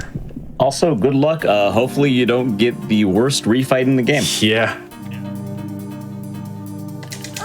Hopefully we didn't jinx it by saying that either. For anyone wondering what it is, in the next room, there is a chance that the fight will be 2 bats and 2 snakes. Yes. It is a brutal fight because of the way the Uzis work, and just there are like 2 different status effects that are both terrible to have, especially the longer the fight goes. So good luck. Yep. So we pray we don't get this refight. Please don't give it to me. Nice. We did not get it. Something had to go right eventually, huh? Yeah. Actually, the refight RNG in this run has been insanely good. I think we've still only gotten 1 refight. Oh, this was also a refight screen too, so we did not get a refight there, so that's really good. So it makes up for the M10. Yes, definitely does. 1 refight out of 8 so far is actually really good.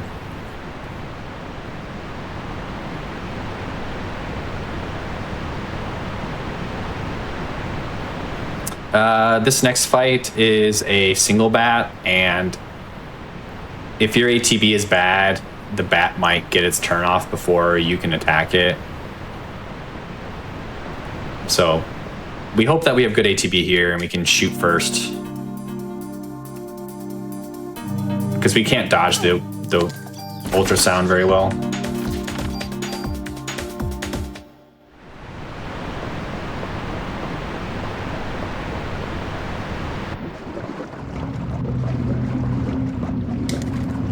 What's interesting is that in this cutscene here, you don't see the chest. You know how there's a chest to the left with the medicine 3? Yeah. You don't see it there. It's only until after the cutscene.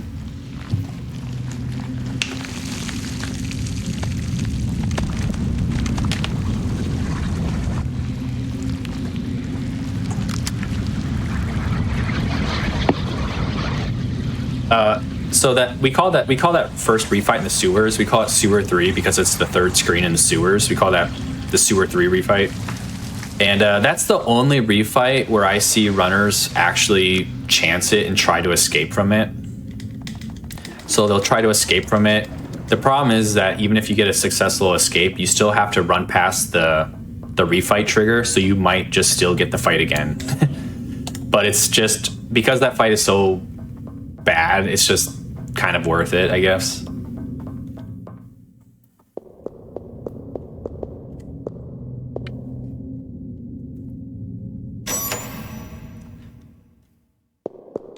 So we're also getting to a point where medicine 2s aren't really helpful anymore. So you're gonna see me try to clear out some of them in the next couple menus.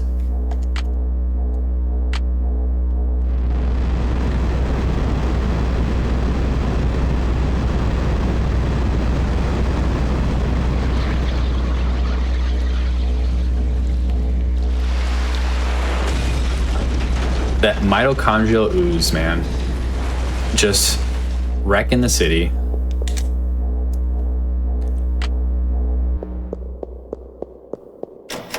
All right, so that's the sewer section. Now we're in this subway section. Subway section is just one fight and a boss. But it's one of the more annoying bosses in the run.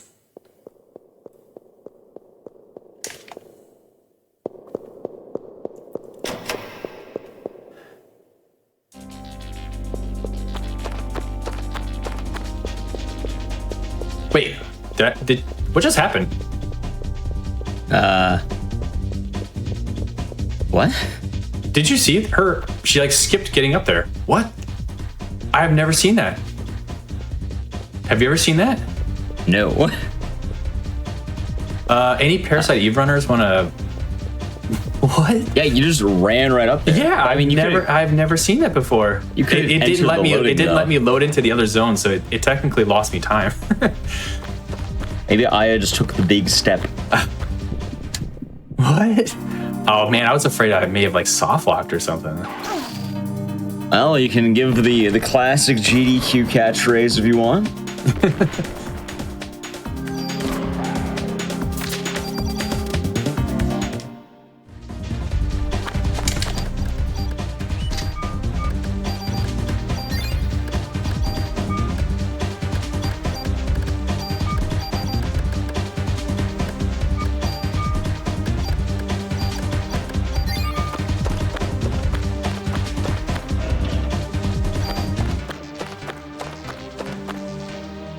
All right, this is the centipede fight.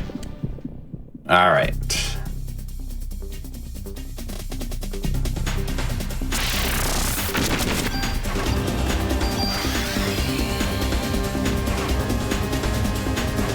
Okay, good. No poison.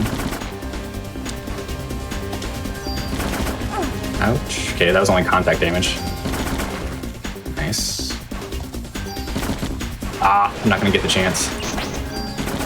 Nah. My ATVs didn't line up very well. So the centipede. This is probably the meanest boss in the game, I would say. Yeah, it's nasty.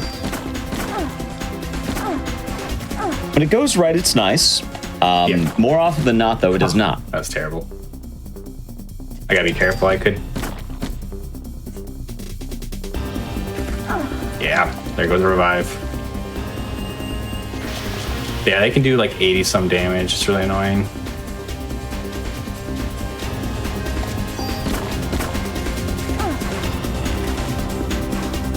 Hopefully the auto heal is gonna go off in a moment here. Oh, that's really unlucky. She targeted the wrong one. There we go. It's a good thing I have that other revive. Good call and good fight.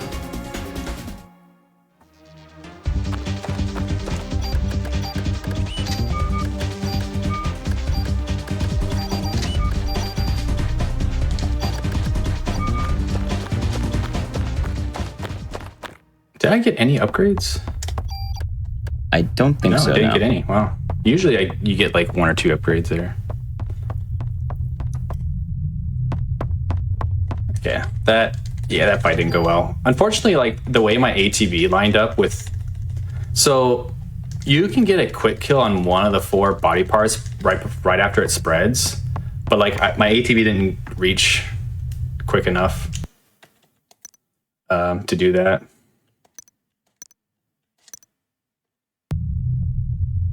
By the way, you gotta be careful when you switch disc on the PSTV because if you accidentally hit the power off, yeah. Oh, that would kill the run, wouldn't it? That'd be a sad way to kill the run, but. Oh yeah, I guess that brings us to we can talk about version differences here really quick.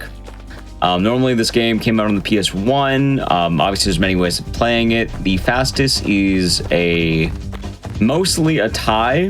You either want the PlayStation TV version, which is what we're playing on now, or the PSP version. And the PSP version is slightly faster by an amount that really doesn't matter. Yeah, I've heard the PSP is like on par with PSTV. I think The only difference is the PSP has faster disk swapping. Yes. Okay. That's it. Oh, okay. Otherwise, they load basically the same, control the same. Yeah. For whatever reason, the PS3 is like really slow. I don't know why, but it's really slow. The PS3 liked doing true emulation and try to actually recreate everything that the PS1 had to do. And it did it too well. So it's literally like, hey, here's the PS1. So here's your PS1 loads. Yep. Yeah. This game is pretty accessible because we do have like emulator boards. So it's kind of the boards are kind of divided into 3 platforms. The PlayStation Network version, which is what I'm playing, which is you can play on any console that supports the PlayStation Store, where you can buy it digitally. We just talked that the best platforms are PS TV or PSP. You can also play the console version, which is, you would want to play it on a PS2 Slim for fast disk speed, which is what I've been actually playing the most of because I like playing on like original hardware and stuff. And then there's emulator. You can do emulator runs.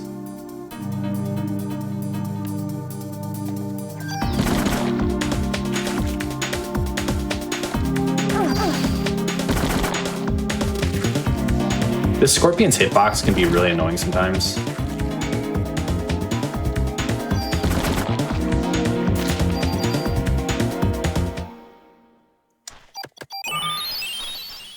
But yeah, this is the museum. We have a lot of fights. A lot of fights. This is also where we start to see, well, we can see it a little bit with the sewer fights, but some of these screens in the museum, it can be different enemy formations. Some are much better than the others. Like this one can be a better formation, but it's kind of rare.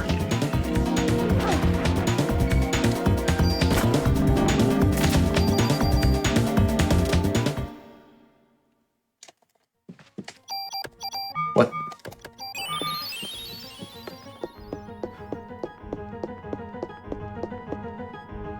There's really like, I would say like 3 screens where like, if you could get, oh, this is a good formation. This is a rare one. Usually it's the green guys. So the green lizards, we call them like butt lickers because they do that lick ability with their tongue.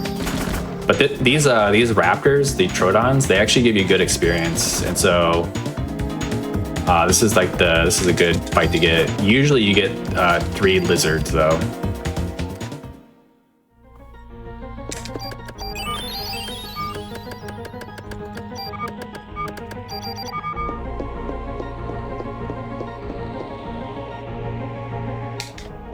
What am I doing? Whoops.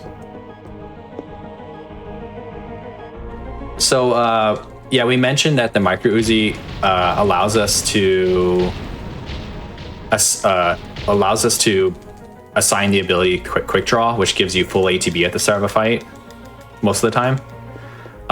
The gun that we got from the Centipede gives us the ability to get Ice Frost Strike, so we do frost elemental damage, and it's actually really good on these guys. So we would, if we had the Uzi, we would deal 1.5 more damage.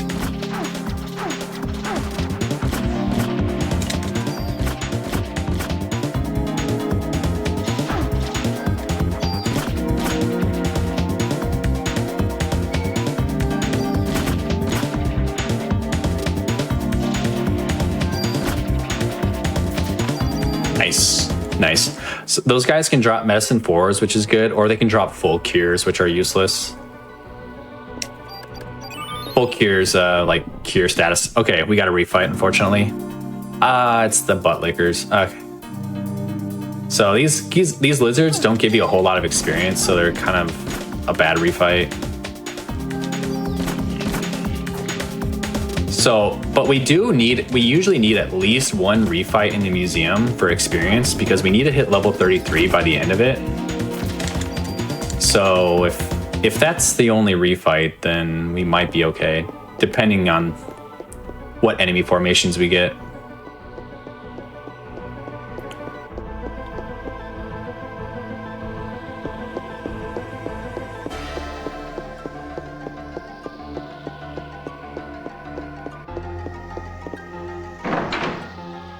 By the way, when I played this game casually, man, it took me forever to get out of the museum.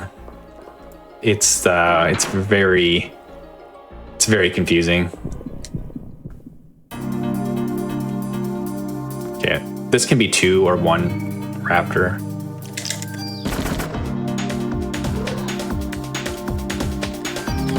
Oh, I got greedy there. Oh, that's dumb of me.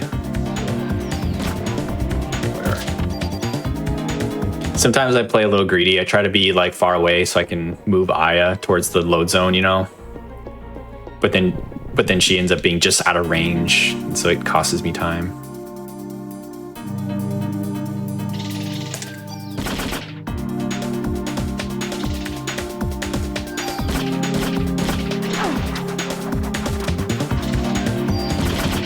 Ah.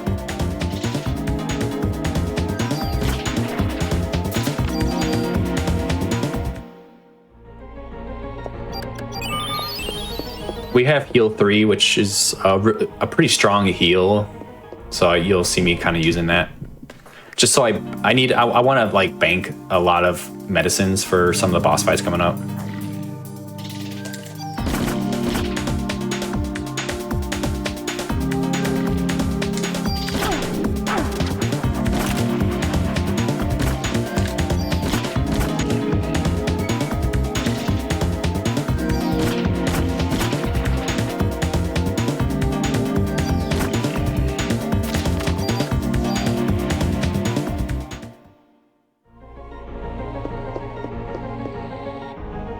All right, this is a pterodactyl fight. It sounds like a jaguar or a big cat animal. Wow. These guys do have a move that can blind you, but it's really easy to dodge.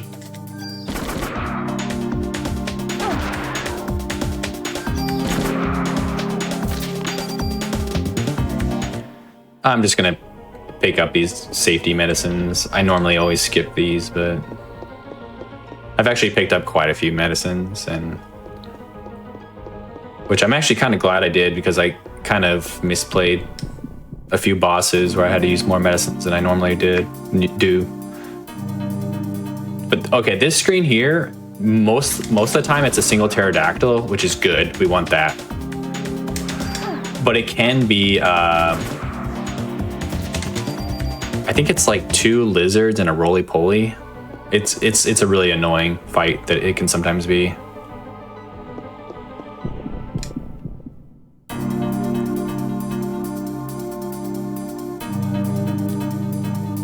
Okay, that's the blind move. So if I would have got hit by that, I'd be blinded.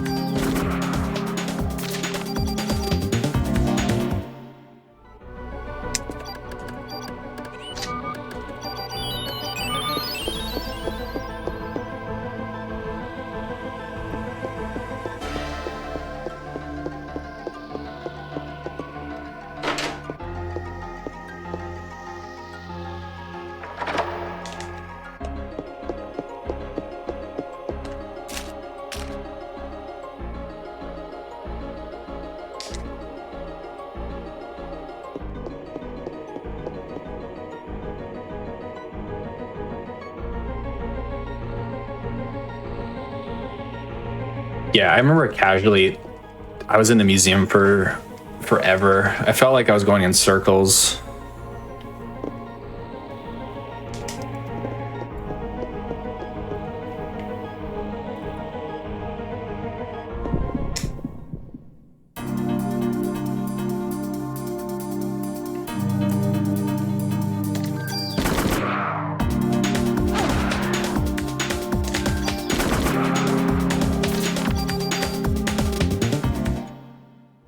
This fight, I think I like to use energy shot. We'll see. It's typically a raptor and a scorpion. Oh, it's not. Okay, I like to use energy shot for this formation.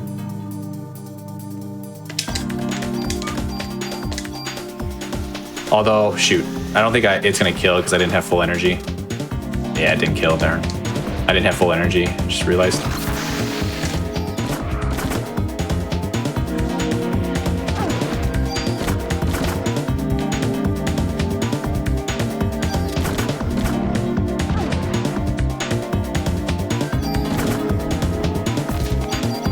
Yeah, it's pretty good fight still.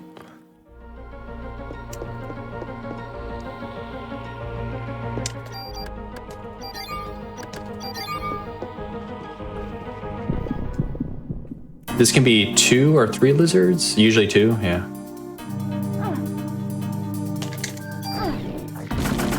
Oh, good focus there. Nice. Nice. There's a hidden tool here. There's a chest here. This, we want to be a single pterodactyl and a roly-poly. Nice. Okay, it is good. It can sometimes be 3 roly-polies, and it's really annoying. So it was mentioned in the Twitch chat here about the idea of doing the museum blindfolded. Parasite Eve has actually been done blindfolded. Really? Yeah, it was an older runner by the name of Professor Palmer. He learned the whole thing blindfolded. Wow. I don't know how he did it, but he has VODs of him doing it. The most insane blindfold experience that I saw was the Brutals doing FF9. He played FF9 blindfolded and beat the game. I don't remember how long it took. I think it took like 15 hours or something like that. It was insane.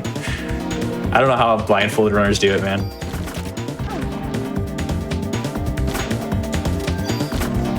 Ah, darn. All right. We still have quite a bit of museum left. I'm telling you, there's a lot of fights in the museum. This is where like paces can really thrive or die.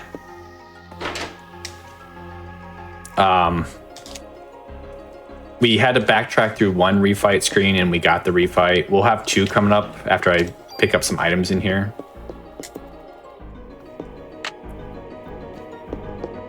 There's actually a hidden elevator here.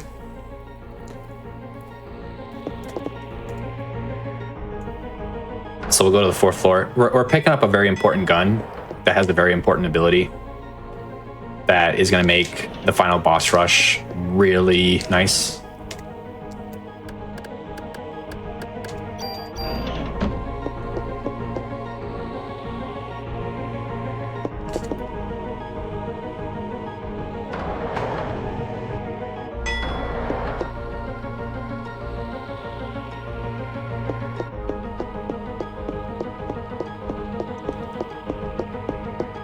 There was a gun right there in that room I just picked up too. We will use that gun at the very end of the run. It's not used for upgrading. So almost every gun we pick up, it's either our main gun that we use or it's just used for parts and upgrading. I think it's called the MP5 something gun that we picked up. We'll actually use that at the very end of the run because it has a really, really high rate of fire. And so there's a boss where it doesn't matter how much damage you do, you just have to hit it a certain number of times. And so we equip that gun to 1 or 2 cycle it.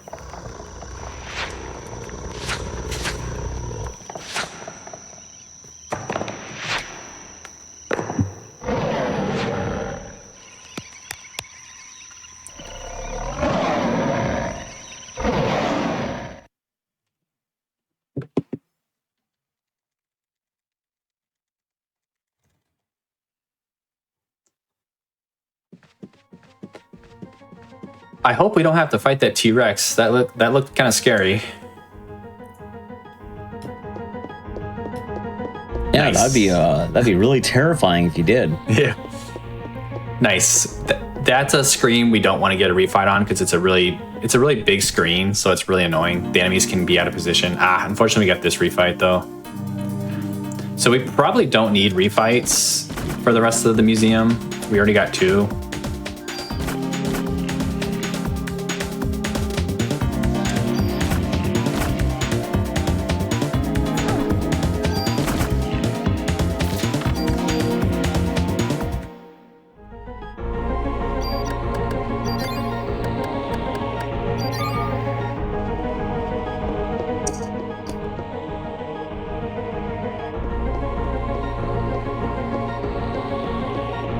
right, we got a bit of cutscene here.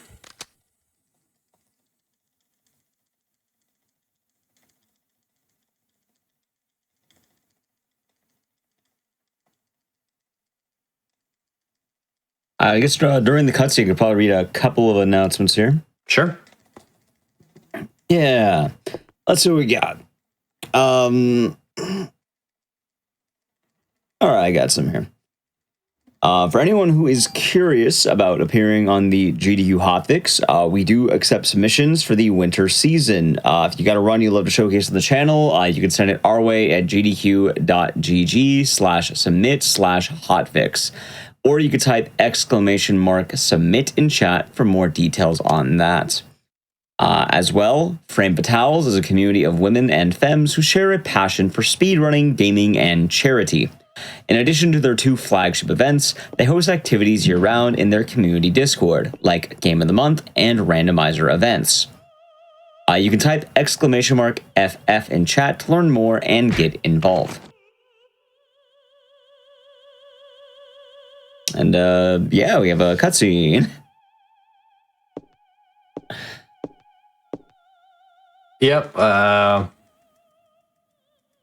We got Professor Clamp here again. He tried to attack Daya. Daniel did his signature haymaker again for the second time in the speed run. Knocked him right on his butt.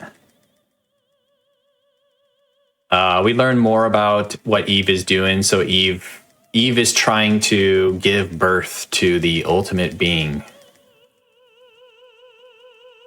And that's not a good thing. It's pretty bad. And Clamp is secretly, helping her. And he's asking to be with her, and he's kind of like a cult, like obsessed. And then he gets bursted on fire. Notice that Maeda and Daniel jumped out of the window. I think we're on the 3rd floor of the museum. So yeah, they just jumped out of the window, but they're okay. Because like I said, Daniel, the main character is Aya Brea, but Daniel is he's the real hero. He goes through a lot in this game.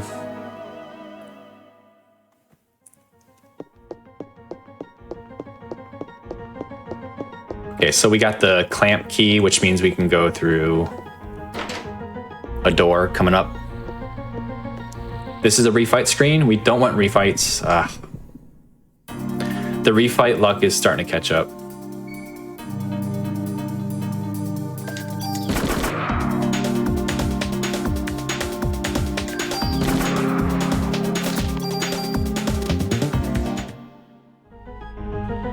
Yeah, Daniel would definitely not do something stupid like jump out of a helicopter. He would never do that. Nope. Maybe he's immune to gravity. He just gently lands before he actually hits the ground. Oh no, I got blinded. Darn it. I'm just gonna wait it off.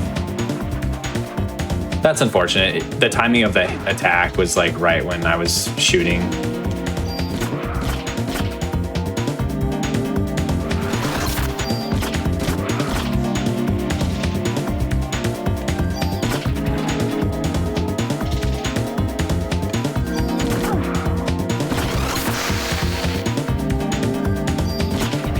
Wow, come on, Aya. I got blinded again, but it didn't matter.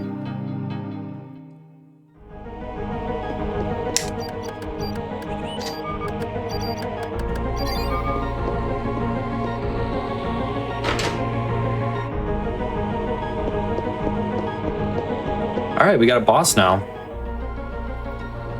It's a 2-parter.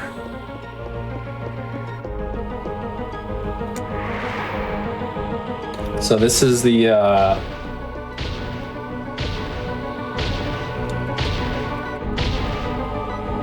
wow, I'm like blanking what the name of this dinosaur is. Triceratops, yeah. Wow. I'm gonna haste here. I'm gonna shoot it 4 times and then energy shot it.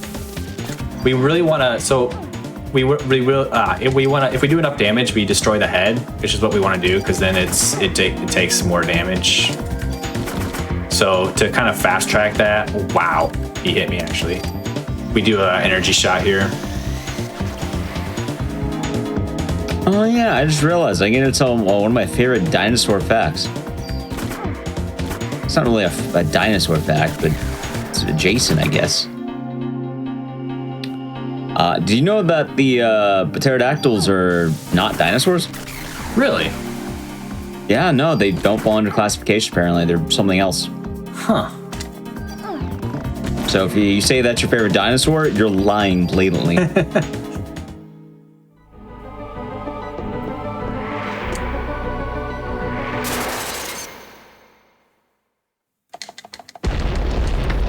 Okay, we just got bodied there through a window, but we're okay.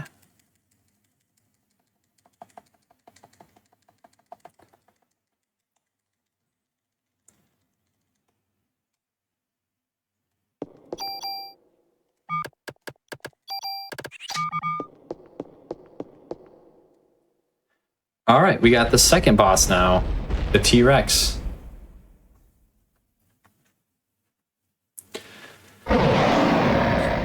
This fight is just attack and then try to finish it. It's most efficient if you finish it off with an energy shot, just to do the last amount of burst damage to kill it.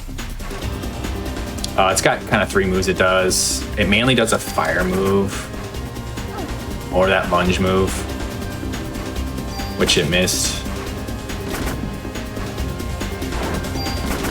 So we just gotta run to the side to avoid the fire sweep. It can also shoot rockets out of its butt. Well, I mean, they could all do that. Yeah, I mean, if it wasn't for the meteor, we'd be having a real problem.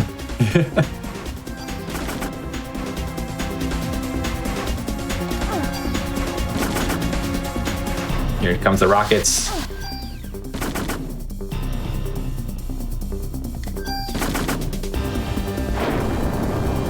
It's kind of wild they could also just breathe fire. That's that spot there. Yeah. You can hasten this fight. It doesn't really make the fight that much faster.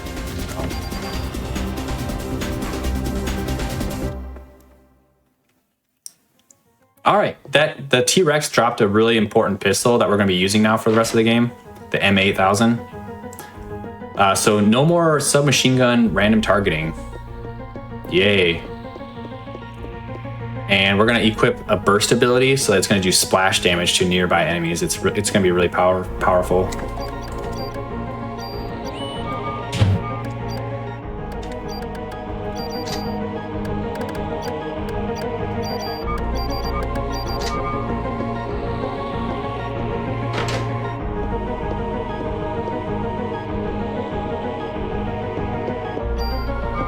And we do not need any refights for experience. So after the T-Rex fight, you want to check to see how much experience you need, because you need to be level 33 entering the boss fights. And after the T-Rex, you only have 1 more scripted fight, and the lowest experience that it can give you is 4,200 experience. So if you need less than 4,200 experience, which is my case, I only need 600 experience for level 33, then you hope that you don't get any more refights. But if you need more than 4,200 experience, then you need to get a refight. And if you don't get a refight, you can force a scorpion fight by the stairs. And I can't remember how much experience the scorpion gives you. I think it's 2,000 experience. And yeah, the reason why we need to be level 33 is because we learn a very OP move called Liberation. The game kind of just gives you this Liberation ability so that you don't have a really hard time with the last couple bosses. Oh, very good splash damage there. Ah, almost a 2-cycle. Okay, so we're level 33. Nice.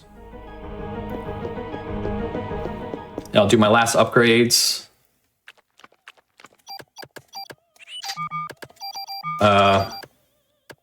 Yeah. And that door is called the Eve door because once you enter the Eve door, we have a ton of cutscenes. This is like, I have it written down in my notes somewhere. If like we were 10 playing minutes. Turbo, this is 9 minutes and 25 seconds. It's a long stretch. Yeah. Well, while we're doing that, just for a few things. One, I just want to say it a little bit early here, but thank you, Morningcraft, for doing the run so far. Yeah, no problem. It's a pleasure to do it. I did it last year, so it's nice to get more Parasite Eve awareness. Yeah, I know, especially with the it being Christmas Eve, things are a bit busier. So I want to thank both you and Richard for being here. So yeah.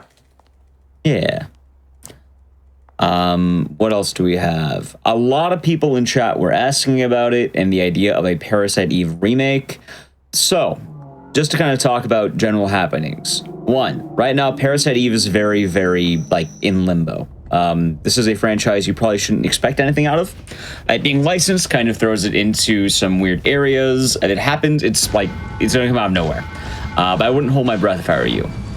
Now, there are two projects right now in existence that are similar to Parasite Eve and people are following. One is called 45 Parabellum. It's an indie project with the Parasite Eve combats. The other one is currently getting more traction and we'll be learning more about it. It is a new title called Parasite Mutant. Yeah. I believe we find out more January 6th. But right now, it looks like Parasite Eve as a spiritual successor. But there's nothing official as of right now. Yeah, I hope it's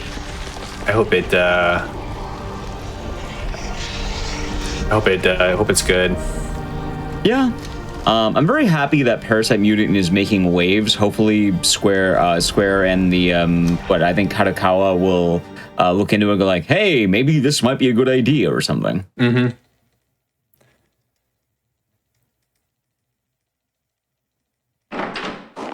I just wanted to put that out there because a lot of people get confused, and I know especially in the world of horror franchises, there's always the idea of, and with remakes, anything can happen, right? There's a lot of remakes. We're seeing all kinds of remakes now. Yeah. Parasite Eve's just the weird one because of all the remakes, this is the only one that's like a licensed game. Like Dino Crisis, it's Capcom. Like Resident Evil, Capcom. Silent Hill is Konami. Alone in the Dark they had even one, I don't remember who has it. I think it's it's Atari. Atari owns it, I think. Or I don't remember the name of the company, but Alone in the Dark had something. All these franchises can get games because they're owned by people, and these people have a desire to bring these games forward. Parasite Eve is just the awkward one that has hoops.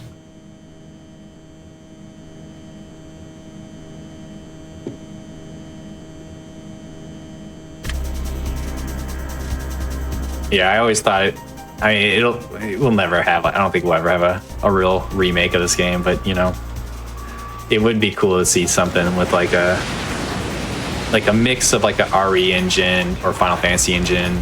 You can make it dark and spooky, but still kind of make it RPG mechanics. Would be cool. It'd definitely be neat. I do know that I kind of mentioned it a few times already, but the Exvius, Final Fantasy Brave Exvius game is a good sign, because it means they have some ability to label Ayabrea as Parasite Eve, which I'm pretty sure they wouldn't have had that ability to put that out there if they didn't have something with it. So at least it's a better sign than we've had previously, because before that, the last Parasite Eve showing up was the third birthday, and that wasn't even Parasite Eve, which was Ayabrea. Mm-hmm. The last official Parasite Eve thing was like Parasite Eve 2 back in the year, I think 2000, 2001? So, a little bit. Parasite Eve 2, yeah. Just a couple years ago, Just a few years ago.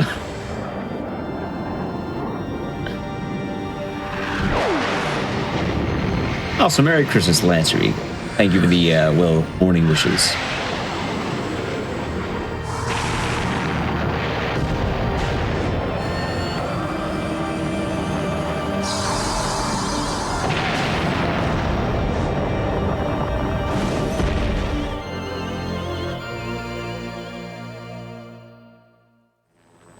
One of the odd things at Parasite Eve as well, talking about, let's say, the 3 games, none of them are similar. Yeah, they're all very different. Yeah, because this is a straight-up RPG. Like, it has horror elements, yes, and it's a horror game, but this is definitely more in the realm of RPG than horror. Yeah. Parasite Eve 2 is just a straight-up RE clone. Like, it's Resident Evil, but with minor RPG elements. Like, they kind of tone down the RPG and bring forth Resident Evil. Yeah. And then the Third Birthday is a cover shooter RPG. Yeah. Like, I don't know what I'd describe it plays like. A lot of people said it plays like Metal Gear Solid Peace Walker. Yeah. Third Birthday was 2011 for the PSP. And it's kind of funny because the Third Birthday plays like one other game, and a lot of you might not know this, but there's an indie game that came out last year called Slitterhead, and it's the only game that really is similar to the Third Birthday.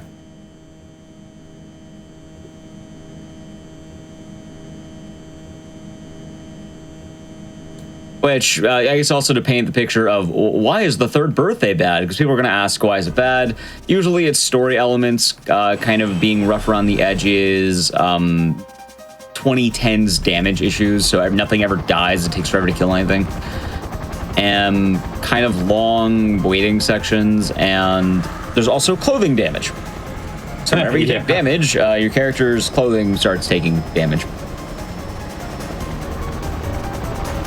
That's another one of those games where I never really saw it until I saw you stream it. Yeah, if I'm quite honest, I would consider putting it on a GDQ Hotfix, but there's like 2 runners and I'm one of them. Like, the other runners are like running the game, so I'm like, I don't think anyone really wants to do a Third Birthday, and it's a really unpolished record. Like, I actually got record in that game. Well, it's also weird because most of the leaderboard is emulation, but between EMU and like console, like no one runs console. Oh, really? There are EMU runners for what it's worth, but yeah, no, like console is like 2 runners. It's not a bad run, if I'm being quite honest. It's just a little bit awkward. How long is it about? So the console record's about 1 hour 30. Emulator's about 1 hour 30 for new game, and console's about 2 hour. I definitely think I think console go down like 20 minutes, if I'm being quite honest. I think go down like a good like 140-ish, being quite frank. And then new game plus is like 1 hour. It's like pretty chill. Yeah, there's a mitochondrial Ghostbuster like monster just wreaking havoc on the city now. Also, before anyone asks, Aya cannot fly a helicopter. They set it to autopilot. She just has to be in the chopper to, like, I think push the missile button or something. Like, she basically doesn't have to really do anything. She just fires a missile when approved. Also, you know something really messed up about this plan they have? So they have the automatic helicopter, right? Yeah. Why did they put 4 dudes in the other choppers? Like, Aya's the only one who won't be set on fire. Why bother sending the 4 other guys? Yeah. You would think, yeah. Like, I think the actual logic they have is they're sending 5 helicopters as a distraction in case Eve tries to attack. Yeah, they're the distraction, for sure. Like, don't get me wrong, like, it's a good plan to have a distraction, but if you have it on autopilot, just send 5 choppers. That's true. You don't need them manned.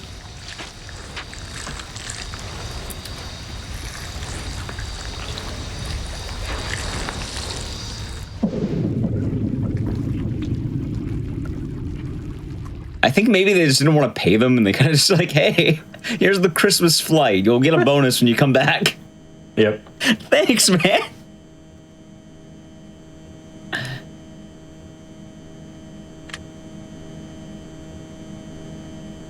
All right, we're almost done with the 9.5 minutes of cutscene here.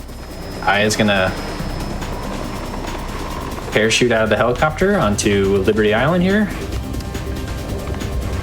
And we're gonna have a nice showdown with Eve. So as you saw in the last fight, the M8000 has the burst ability, and it's going to be extremely useful for this next boss because this next boss is 3 targets that are clumped up together. So every time we fire, we hit all 3 at the same time. And yeah, when you play this game casually and you don't have like splash damage, this fight is very difficult.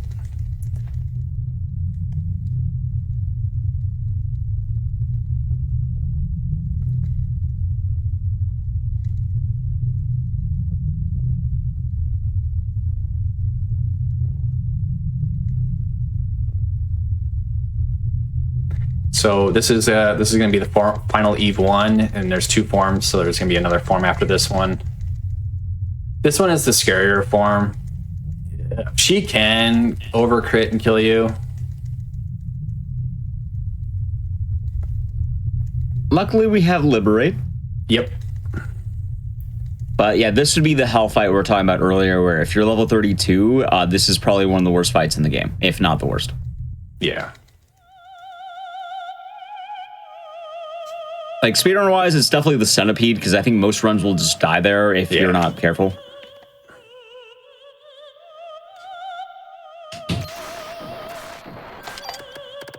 It's kind of goofy, though, because with some of the fights in this game, like, the second E fight in the game in the theater, I think, ends up being one of the harder ones just because of how it can go if you get bad timing. Yeah.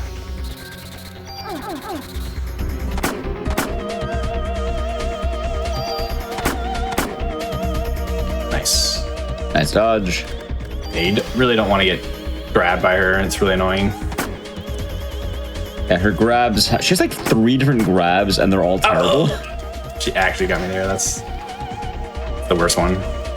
Some are big damage, some confuse you. I think she might have a poison one or a defense down one. Like, the color of the grab changes what she does. That's unfortunate.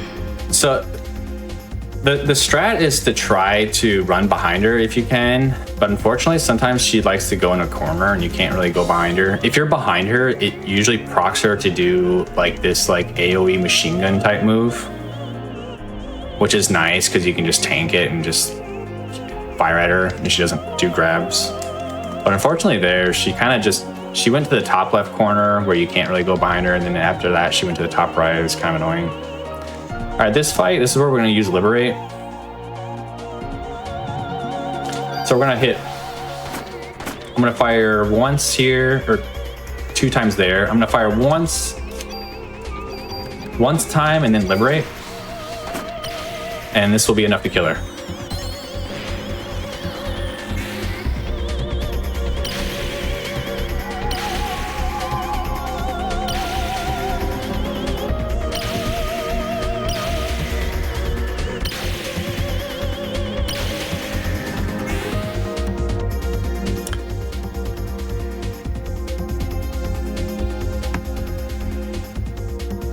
And that's Eve.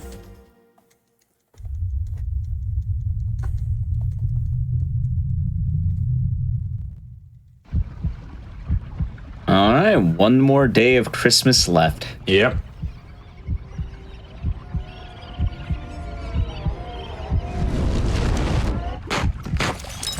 And I guess we get some basics of the plot. You know, Eve wants to basically give birth to the ultimate being, bring about new life or whatever. But now she's melting into a puddle. You know, it's the process of childbirth. You just kind of melt. Yep. Unfortunately, she already kind of planted the ultimate being. So we still have some fights to do. But Eve is down. So that was all day 5. So from where we started, the first place we started was Chinatown. That was Chinatown all the way to this, day 5. Day 5 is just really long. Funniest. Oh, good. No, I was just gonna say, and then this is the last day. This day is relatively short. This is probably, I think, might be the shortest day. Yeah. I was gonna say, in terms of the day 5 being long, half of day 5 is all of Dis 2. Like, museum is just this too. Yeah. It's that section.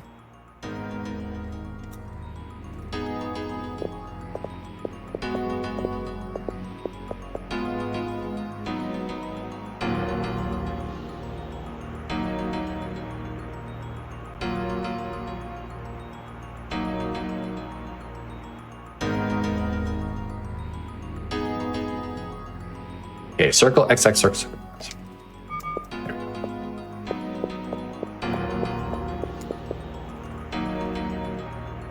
Didn't mean to do that. I meant to get medicine 4s, but whatever. More medicine 3s doesn't hurt either.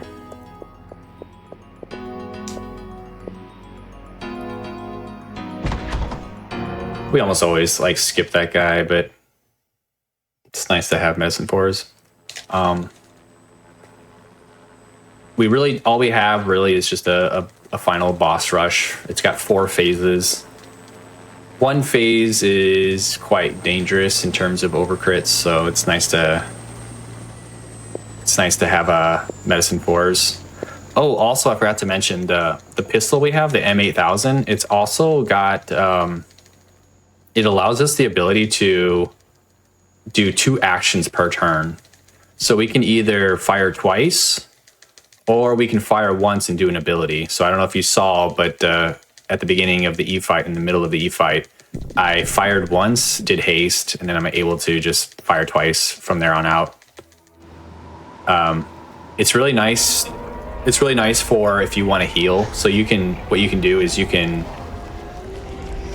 fire once and then heal yourself if you want to, same turn, if you want to play it safe. Oh, baby rage, by the way, guys, baby rage.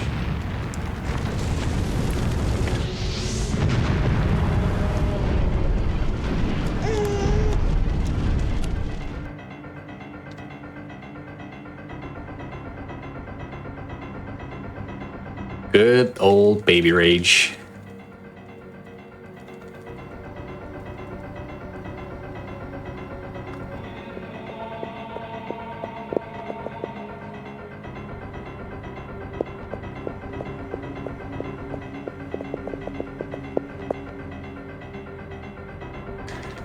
All right, so the only thing I did in the menu was just adjust my bullets. It's just so that I don't have to reload. So the first phase of this fight is going to be scripted, where we're going to haste, unload, and just fire at the baby rage till it dies. If you have a low number of bullets, you want to set it to an odd number because you're going to shoot once and haste, and then every turn after that's going to be 2 shots. But if you have a lot of bullets in your chamber, you can just round it up to 20 because you'll eventually have to do another 1 bullet in a haste. I don't really adjust my bullets all that much. I think some runners adjust it more. There's just certain fights where you really want to be careful that you're not caught reloading.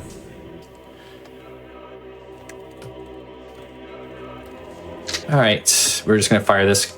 This baby has one AoE shockwave move that does a lot of damage to you, but you can skip the damage if you take contact damage at the right moment. So I'll try to do that.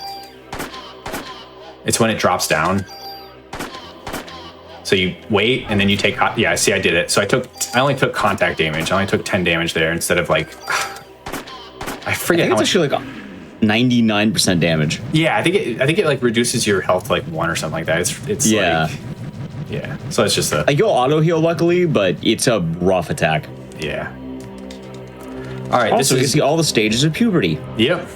This is UB2. We're gonna fire 2 or 3 times, and then we're gonna liberate, and we need to hope that the liberate is good RNG, and we'll get there. So we need to do enough damage to separate the 2 parts. There's 2 enemies here. Okay, we just did that right there. So liberate's gonna randomly distribute 7 attacks. We want 4 attacks on the land body, right there. So that's good. 1, 2. Oh, this is beautiful. Okay, that's not good. We don't want it to hit the flying unit. We need 1 more. All right, we're good. So it hit the bottom unit 4 times at least. So that's gonna end the My fight. God, that's 6. That was a good. Good Liberate RNG. I've had one where all the Liberate hits were on the flying unit, and it just, oh man, it's terrible. That's like the last like big RNG in the game.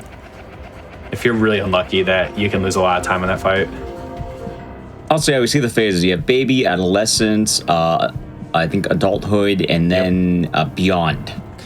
Yep. Okay, this is probably the scariest of the fights.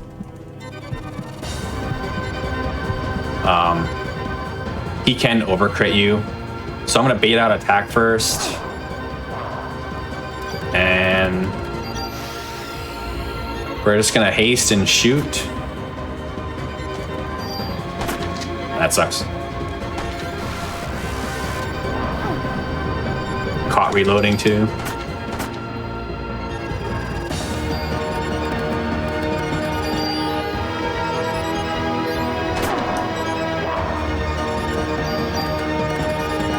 So we're just hasting and unloading on him.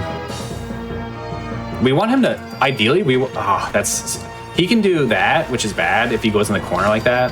What we want him to do is do his little move in the middle of the screen.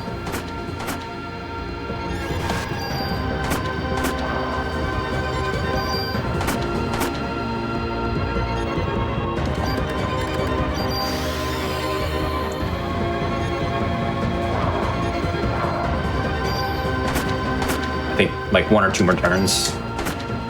That's unfortunate. Okay, this is the move we want him to do, but it's like kind of too late, but whatever.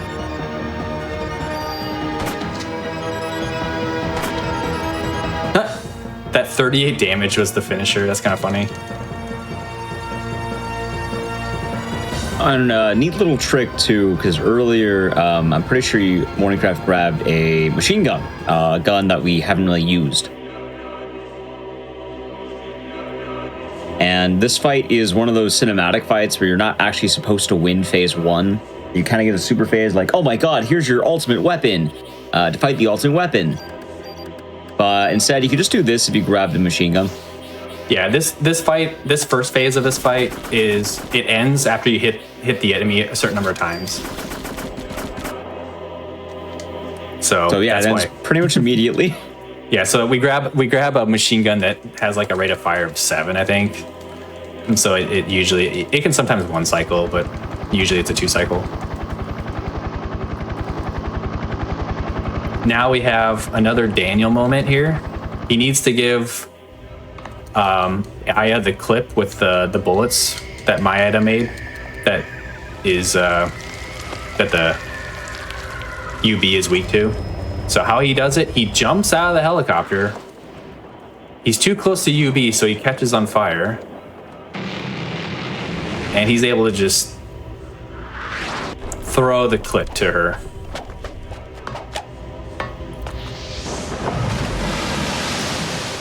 I'm telling you, Daniel is the real story. And then this landing in the Atlantic. Yeah. On fire.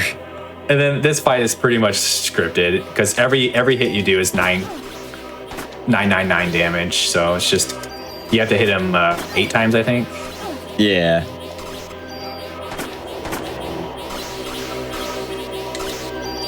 And that's that. All right.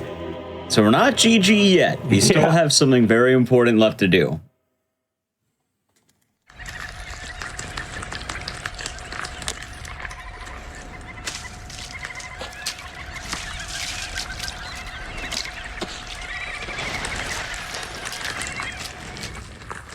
And that's the escape. People run.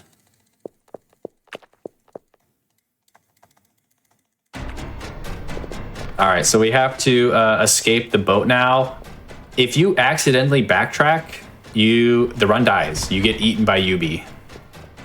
So you have to make sure. Trick. It's such a cruel thing that they did.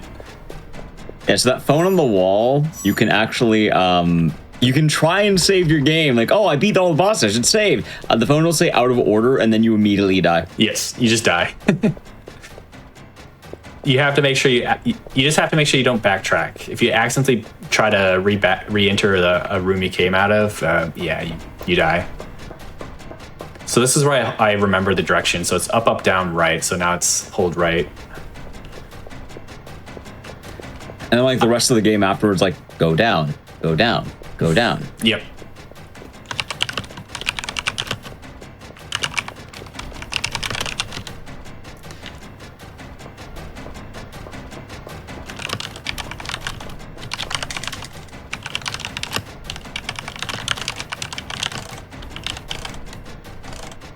Okay, we gotta set the boiler to explode.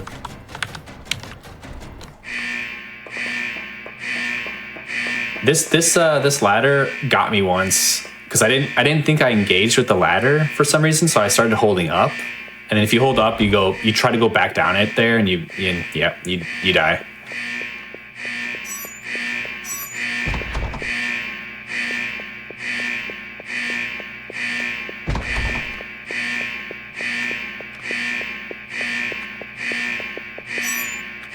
You know what's funny about the Hell's Kitchen reference she makes?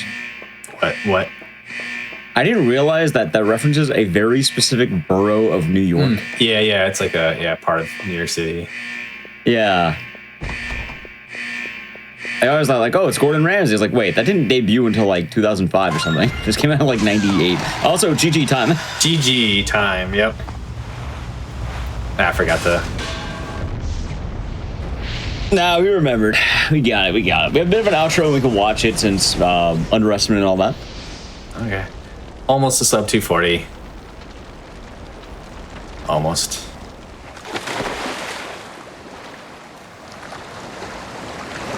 And then my favorite line at the end of a speed run,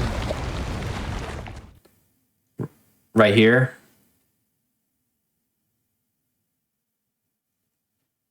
Daniel says,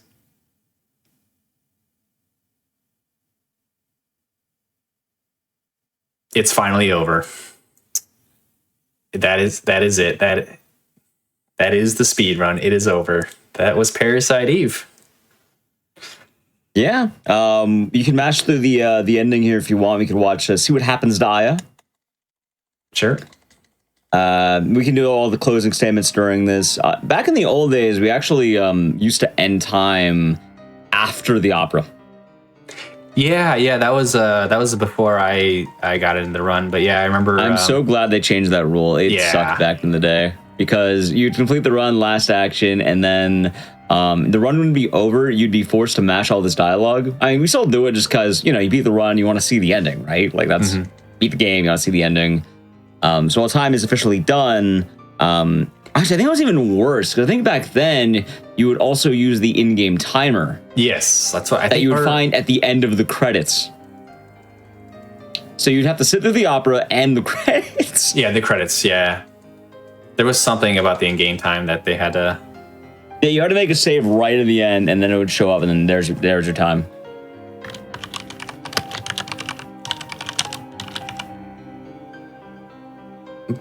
By the way, the soundtrack of this game is so good.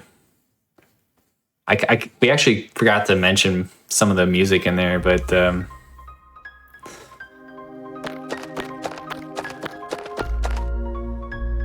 really meshes well with like the tone of the game. All right, so we've saved the city, and what better way to celebrate than to have a proper opera?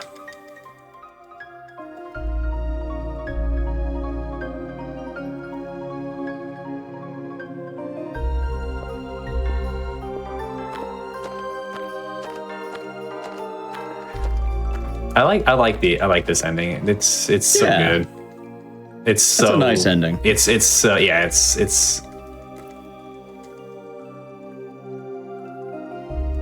it leaves you on hook for a little bit, you just.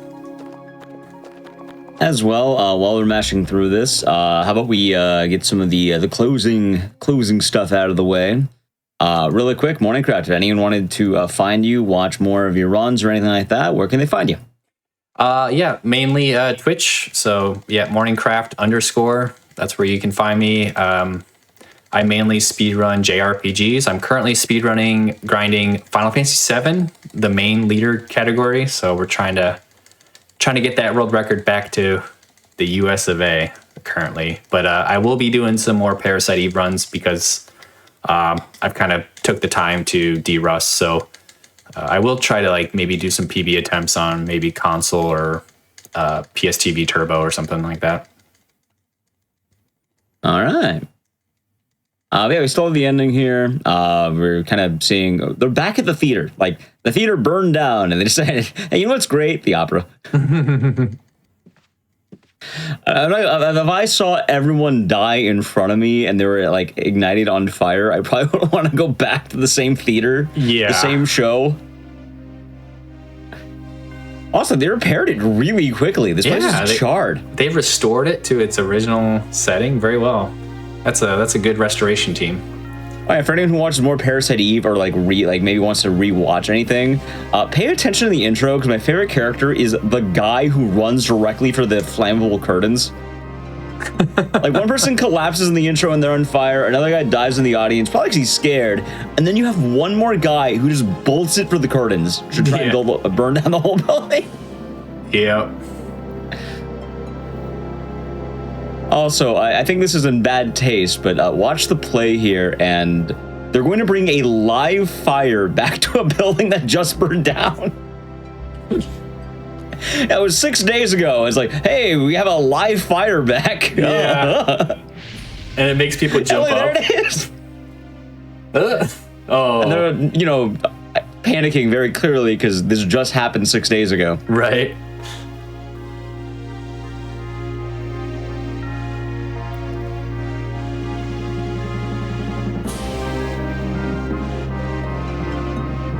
Like, I think people would understand. Maybe you use like paper flames, or maybe don't even use the fire or something. After that, you tone it down, tone down the realism a bit. I also have to wonder how happy Eve's understudy is. She actually gets to be in the show. Yeah, the last girl burned down the theater. It can only go up from here. Yeah.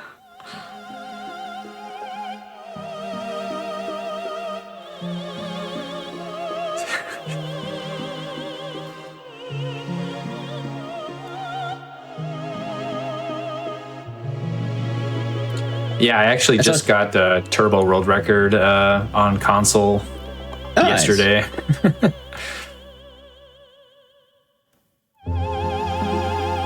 To this point, the game's going to automatically just roll out. It's basically a cutscene now, and we'll find out what happens after 6 days of mitochondria.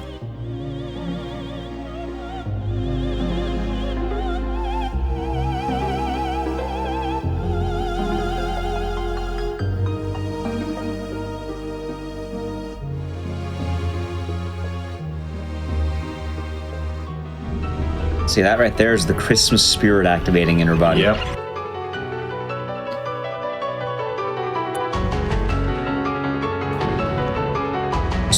So this game's a bit goofy. This would be the game's bad ending, quote unquote. You can only get one ending on your first playthrough, which is always going to be this one. In order to get the good ending, you have to do New Game Plus, and it's a super dungeon called the Chrysler Building, where you learn more about it, and then you beat the game. And I think it's a mixture of the two, but yeah, Parasite Eve. Yeah. Yeah, that's a good ending. Yeah. Before we go, anything else you want to plug in, Morningcraft? Thanks again for asking me to do this. Always happy to do speedruns for the Hotfix show. Like I said, I did it last year and it was a lot of fun, so glad to do it again. I like this speedrun. I do it primarily in the months of December and January because, of the holiday theme of it. But yeah, thanks for that. The Parasite Eve community is really a top-notch group of folks too. A lot of really good speedrunners that know a heck of a lot more than I do about the speedrun and have a lot more experience. So Napson, Crazy Awesome, and such, the great guys. If you're ever thinking of learning this speedrun, there's a lot of folks that can help you out. All right. Thank you once again for that run of Parasite Eve Morningcraft, and to you, Merry Christmas. Thanks. Yeah, Merry Christmas to you and to you all in chat. Yeah. That being said, we are done for the night. We had one run. That was the Parasite Eve on Christmas Eve. Hopefully you all had a good time, and hopefully you all have a Merry Christmas as well, or a Merry Christmas Eve if you're celebrating, and generally have a happy holidays. It's not every day you get to do a Christmas Eve show, so I do appreciate all you who are here with us. I've been your Dices. I run a lot of these GDQ hotfixes. I think we're back in like 3 weeks or something. I think it's after GDQ. AGDQ is coming up, so we'll be back probably around after. But yes, I hope you all enjoyed it. And if you missed out on Crosshair or Speedruns From the Crypt, you can stay tuned as we replay both shows after this. You can also tune in Friday at 7 p.m. Eastern for Fast Travel, followed by Passion Project. Once again, I want to wish you all a happy holidays and a Merry Christmas, and thank you all for watching.